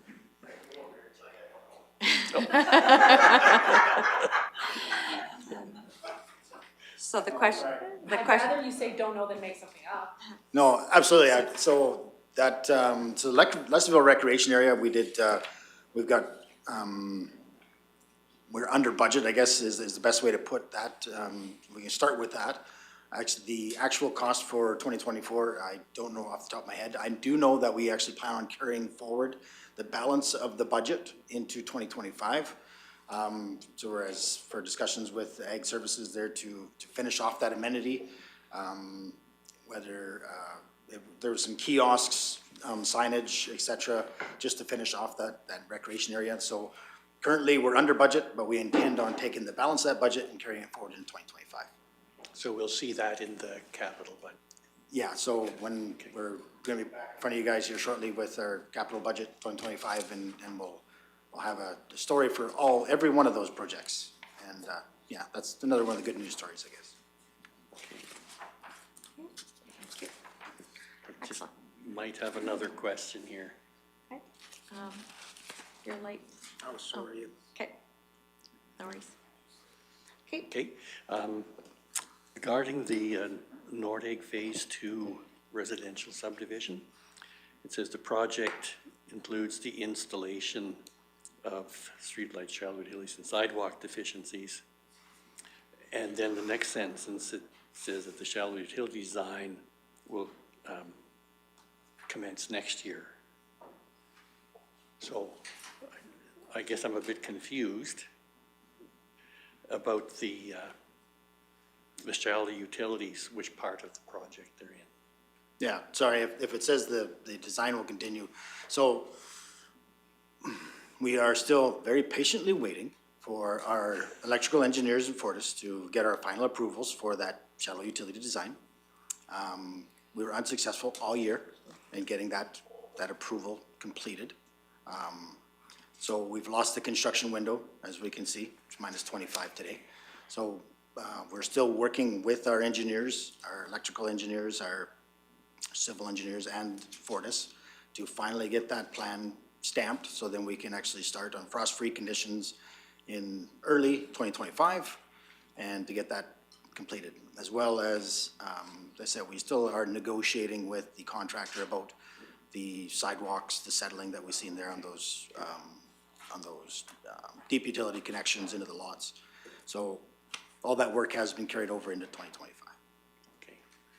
Thank you, because that, about the sidewalks was one of my next questions. So thank you for covering that. I think that's all that I have. Okay, thank you. All right, looking, if there's no other comments or questions, looking for a motion to accept the capital projects status update report for November of 2024. No, okay, Deputy Reeve Melhoff makes the motion. All those in favor? Motion's carried. Thank you very much. Next item is 9.3, which is the Clearwater Regional Fire Rescue Services report. If there's no other comments or questions on that report, looking for a motion to accept the report for October 2024. Okay, thank you, Councillor Lougheed. Call a question. All those in favor? And that motion's carried. Item 9.4 is the Sundry RCMP Provincial and Community Quarterly Report from July till September. There's no move to accept. Thank you, Deputy Reeve Melhoff. I'll call the question. All those in favor? And that motion's carried. 9.5 is the RCMP, RIMI RCMP Provincial and Community Quarter Report, July till September. Thank you, Deputy Reeve. Makes the motion to accept. I'll call the question. All those in favor? And then moving on to the council remuneration report. Looking for a motion to accept the remuneration report. So moved. All of those in favor? And that motion's carried. Thank you. And now moving on to 9.7, which is the council verbal reports, and I'll move to my right, which I'll start with Councillor Lougheed, please. Thank you very much, Reeve Swanson. I know the balance of council will be excited to report on their activities over the last week. I'll just touch on a couple of points that I think were, maybe I was some of the few that attended that. First one that comes to mind was the Ag Ministries Town Hall, and it was based on the Ag Services Boards. And kind of just an update of where we're at with that. The Deputy Minister wasn't available, so had an assistant fill in. But they did touch on a number of things. The ASB grant cycle is continuing forward, so there'll be secure funding for at least a new 5-year cycle there. Wild boar is still a goal of eradication, so they have 464 removed this year. However, I think the chair of the committee, Brenda Knight from Macomb, indicated that somebody had said there was wild boar sold through an auction mart. So I think there's a lot of work just getting the word out there yet. Ag plastics, no real new announcements on that, although there were 3,500 tons of bags or green bags collected, as well as 3,500 tons of twine in that. And then the rural vet program is continuing forward with increased effort at $67 million more into that program, with a focus for recruit and retention of rural vets, and also a remote emphasis to keep a vet presence in our rural areas. And then I think the biggest part of the discussion was around Bill C-293. And so those of you that know about that, it's a federal bill. It's been around for a couple of years, but it is essentially a preparedness for a pandemic. The feeling is relating to agriculture that there is a bit of an overstep on the federal government interfering with what is provincial, municipal authority, and really focusing on the industrial part of the beef industry, or I guess all food industry, and that perhaps there needs to be a letter writing campaign to the Senate, where it sits now, to indicate that there are concerns before it becomes law. But I think that was the basis of that one. I will say, just without checking back at notes, that did get the opportunity to attend our Cattlemen's Day along with a number of other councillors. It was great to see the public come out and support that event, as well as industry support the importance of agriculture and cattlemen, or cattle production in our West Country. So it was a great day, and I'll just leave it there because I know there's lots of other information to share. I have a quick question for you then in regards to this Bill C-293 in regards to the letter campaign. Is this something that the Ag Service Board has personally taken on that as? Yes, I believe the Ag Services Board had a motion or motion brought forward for that to be, I think you may see a letter come your way very soon for an endorsement on that, I believe. I think it's I don't want to say it could be a template letter, but I think there's many municipalities that are concerned with the implications, maybe the unintended implications of that. You know, it is truly a policy that should have some common sense in it, but we don't want to get something in place that inadvertently affects the ability for those people in Alberta that or people in Canada that produce food and being unfairly restricted by a policy that's supposed to be a preparedness policy, not an anti-industry policy. Yeah. Perfect, thank you. Any other questions for Councillor Lahi? Okay, moving on, Deputy Reeve Swanson. Thank you, Reeve. We had the land use bylaw steering committee, and we went through potential changes for the districts. I'm really enjoying going through that document and seeing how we can work with it to make it a little bit more user-friendly and more in tune with how people are actually already using the land, and I'm really looking forward to that. The public aspect of that, where we get to roll it out to the team and find out what people think of the work we've been working on for months now. We did a 2-day workshop with the Chamber, the town, and us, and many different business people with regards to, it was called Unstoppable Conversations. A lot of introspection I had to do on myself at that particular workshop. I actually found it really valuable, and I'm going to do my best going forward to implement some of the stuff that they have suggested, so that we can try to make our community fabulous. I attended the Sundre Hospital Futures Gala, and they are launching a campaign for a hospital campus in Sundre, so a training facility and all healthcare stuff all under one roof. And they have launched that campaign for advocacy and funding for them to try to build this health campus. They were saying Rome isn't built in a day, but it won't be built if you don't start at all. So they are working towards that, and I wish them well, and I hope that they will truly succeed, because I know much of the southern portion of our county, actually Sundre is their destination if they are using hospital facilities. So that will be value to our residents as well. As Councillor Lahi mentioned, we had an Ag Board meeting. Congratulations to Aaron Terpsma for being elected the chair, and Stuart Mahan as vice chair. They will support us very well in the next coming year, and both very good stewards of agriculture. So looking forward to working with them. And we did support a letter be written regarding our concerns on 293, and also a letter regarding the province's direction on predation management. So we have a letter being drafted with regards to that as well. We had Municipal Planning Commission and we toured applications around Caroline. The tour is my favorite part, because really getting to see the applications before you speak on them sometimes makes a real difference. So I think there's a lot of value in that.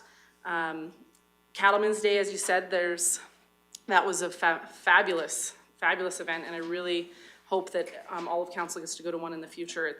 They do a great job, and there were some really good speakers. I always value the CalFax update, or CanFax update, to take a look at what the future of cattle is going to look like, and the future for the cattle industry is a good one, because GDP is expected to go up. Therefore, people will eat more animal-based protein. So definitely team cattle production in that outlook. We did a I did a radio thing for Passport to Christmas. Got to let people know that Roar had won one of the daily prizes, and that was a fun experience to get to do with the chamber and our team in economic development. And TransAlta, I wanted to let you guys know, TransAlta will be putting up a Heritage River plaque at the Bighorn Dam, letting anybody that goes down there know that it is a heritage river. So it's great to see that they are endorsing that particular designation as well. I also went to the hospital foundation, our local hospital foundation. Reeve was also in attendance, and they launched their campaign to fundraise for critical cardiac equipment at the hospital. So they launched that campaign, and they're looking for $444,000 in funding to upgrade the cardiac equipment at the hospital. So I trust that they will be successful in that endeavor, because our community truly does want to make sure they put their residents first, and that equipment is extremely important to make that happen. So that's my report. Sorry if I was long-winded. No, it's all good. Any questions for Councillor or Deputy Milhoff? Councillor Ratcliffe? Thank you, Reeve. As far as the cardiac care, what's the end goal there? Is that to be able to have cardiac surgeries here as well, or just simply better care of our residents? Thank you for the question. That actually would be a significantly higher bill if we're looking at doing cardiac surgeries here. That is actually just to upgrade the actual cardiac monitoring equipment within the emergency department, and I believe the acute care department. They didn't get into super specific detail on all of the departments, because right now they don't interface together well. They don't tell you which bed, like if you're at the ER station or station 1 in acute care, and a cardiac monitor goes into alarm, you actually have no way of knowing which bed is actually in alarm. So you could be halfway across the hospital, you have no idea which bed you're supposed to go to when it goes off. So you look at the big screen and it does not tell you. They tried to get it fixed, like updated just the data software, and they said it's completely out of date. It needs to be completely replaced. So they have to fundraise to have it completely replaced, because I guess that's not in the Alberta Health Services budget. Perfect. Councillor Northcott. Yeah, I attended the Land Use Bylaw Committee meeting and the workshop as well. Cattlemen's Day I didn't attend the whole event, but it was the little bit that I was there was nice. It was a good event. I attended the Caroline Library meeting, had an organizational meeting there. There was really nothing too exciting to report there. And I attended Parkland Regional Library meeting as well. Len Phillips was appointed to the executive board for the region. So congratulations to Len. What else? Oh, I attended the Central Alberta Economic Partnership meeting the other day, and I was elected as to the board of directors. So that was sort of a highlight from my report. Congratulations. Congratulations. Thank you. All right. Moving on then to Councillor Ratcliffe. Thank you. With a number of other councillors, I attended the Community Transformation Day, along with councillors from the town, people from Rocky Chamber, and just general community members. Yes, I haven't finished the introspection from that day, but it's basically to take ownership of your own humanity and work with it. With Councillor Northcott, I attended the FCSS meeting.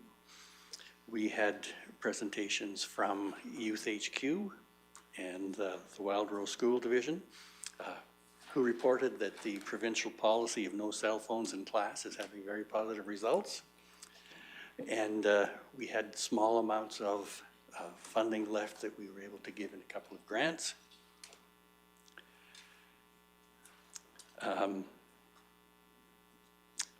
With Councillor Lougheed and the Deputy Reeve, we had the MPC with a reasonably full day of new land issues. This is pretty typical. I also attended the Cape AGM. It was interesting to learn from the guest speaker of the positive steps being taken by the government and our industry to reduce or compensate for emissions. And it just seemed so opposite of the carbon tax, where they're actually trying to develop an industry around the carbon capture, using it as a product in another industry. So a very forward-thinking approach. I also had last Friday, my drop-in session, and I was fortunate to have a town councillor drop in where we discussed a number of issues, all in a positive manner of moving the community forward. And then yesterday, we had that goals and action plan, again with most of council, discussing joint actions to create local opportunity. I hope that's a first of many productive conversations. And that is my report. Thank you. Any questions for Councillor Ratcliffe? Seeing none, I'll move on to Councillor Cermak. We had a fairly busy week the last 2 weeks. The Unstoppable Conversations was very interesting, I must say. It made you do some self-reflection. I thought it was well done, and looks like we will move forward on it, hopefully. I know that Pace had a meeting about the solar in Caroline. I did not get to see any of it. I do not know what the outcome was. I've heard things that they may not be moving forward with it. I have not heard that from any real responsive source, but what the word is around town. And then I would like to thank two members, one in finance and one in broadband, that gave me a quick seminar last Tuesday on broadband. It certainly enlightened me. I would like to thank them gratefully for taking the time and enlightening me. I would like to extend congratulations to Councillor Northcott on being our rep at the Cape on the board. That is fantastic. I think you'll do a wonderful job there. And then we had a senior housing on the 22nd, which is Friday, and we are looking at two different possibilities of some housing in the area. We hope to have a workshop maybe set out. There's a couple workshops or couple housing developments that are going on in the province right now, and we have got some information on it. After we sit down and kind of go through it all and know what exactly is taking place and what the ministers are willing to offer and everything, there will be some more information coming back to the council on that. Was very well done. In the tri-county meeting that we had on Monday, yesterday, I found that very enlightening, and it sounds like the two boards, two councils are very willing to work together for a common goal to help move this region ahead in economic growth. I thought it was very positive. And that's my report. Perfect, thank you. Any questions for Councillor Cermak? Did you? Yes or no? Go ahead. I don't have a question for Councillor Cermak. I just wanted to point out one other item that no one else has brought up, was that a number of us attended the highway twinning presentation at Lousop last week, which was an update of the route, or the route options through town. Perfect, thank you.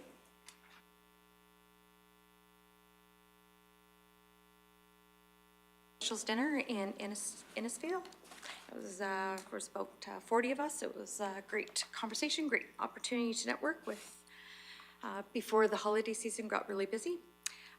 Yes, the community transformation with Unstoppable, and the that was a very good 2 days, and I'm very pleased that to see the outline of going over the next 12 months, and that the follow-up's gonna continue. And I know there's been a few articles that have been published in the Mountaineer and over the radio in regards to follow-up for that, and I believe one starts already next week with those that have attended, and another community outreach will be going out in February, so that'll be great.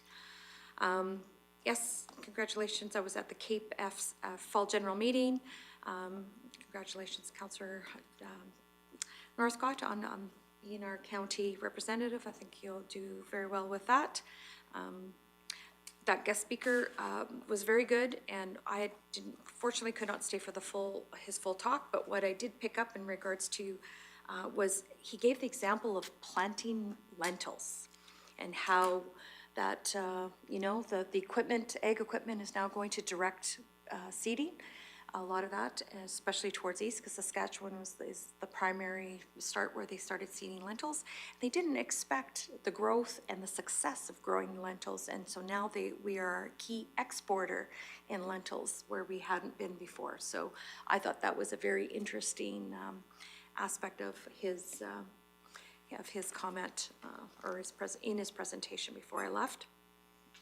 And when I did leave, I did get on a Zoom meeting with Red Deer River Municipal Users Group. They were having a Zoom meeting only. It got quickly changed the night before. They basically went over the strategic plan, and it's in regards to water conservation in the Artley Dam project, and a little bit more of a update what was happening in the special areas. And they did outline the meetings that will be coming in the next year for 2025, of which they did decide in July. I think there's going to be a tour again of that special areas area for any of the members that would like to go and see it again. Also attended the Highway Twinning open house, great turnout. And then I did, as Deputy Melhoff has indicated, I did attend the Rocky Health Foundation launch. That was very good. At the Rocky Senior Housing, we welcomed 2 new board members to that board, which they had already had their orientation. And we had our org meeting, of which Councillor Cermak is the vice chair, and I am the secretary treasurer for that board. And yesterday for the Tri-Council goals and priorities, I reiterate the positivity of working with the town council. I think we are aligned, and I think we all want to see the region grow, and we had some good action items coming out of that meeting, and we used our full 3 hours, so which was great with that having that conversation. So with that, if there's no other further comments, I would look for a motion to accept the verbal council reports. Thank you, Councillor Cermak. All those in favor? And that motion's carried. All right, correspondence. It is the Parkland Library's updated report, board talk. If there's no other comments or questions, looking for a motion to accept that correspondence. Councillor Ratcliffe, sorry. I'll call the question. All those in favor? And that motion's carried.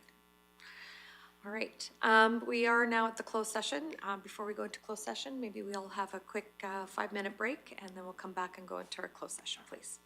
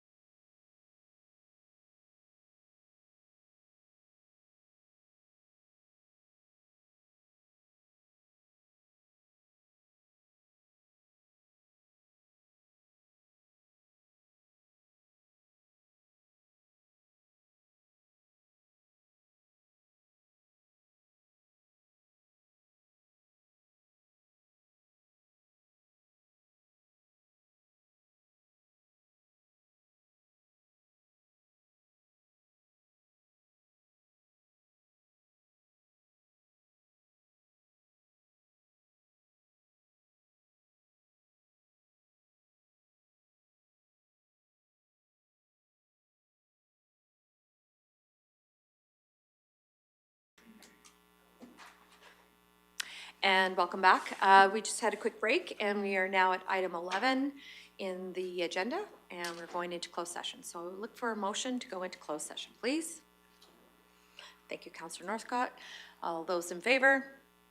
And that motion's carried.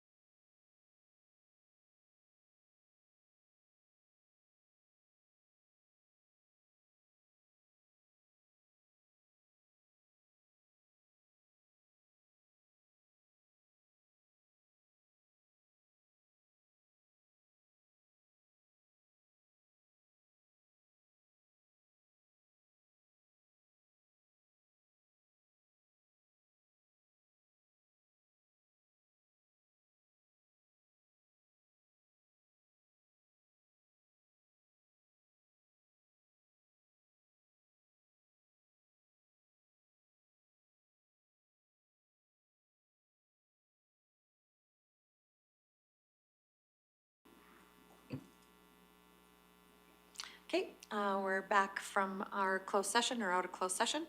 And first, we need a motion to go past 4:30. Thank you, Councillor Cermak. I'll call the question. All those in favor? And the motion's carried. We do have other motions in regards to item 11.1. We'll go turn to Deputy Reeve Melhoff, please. Thank you, Reeve.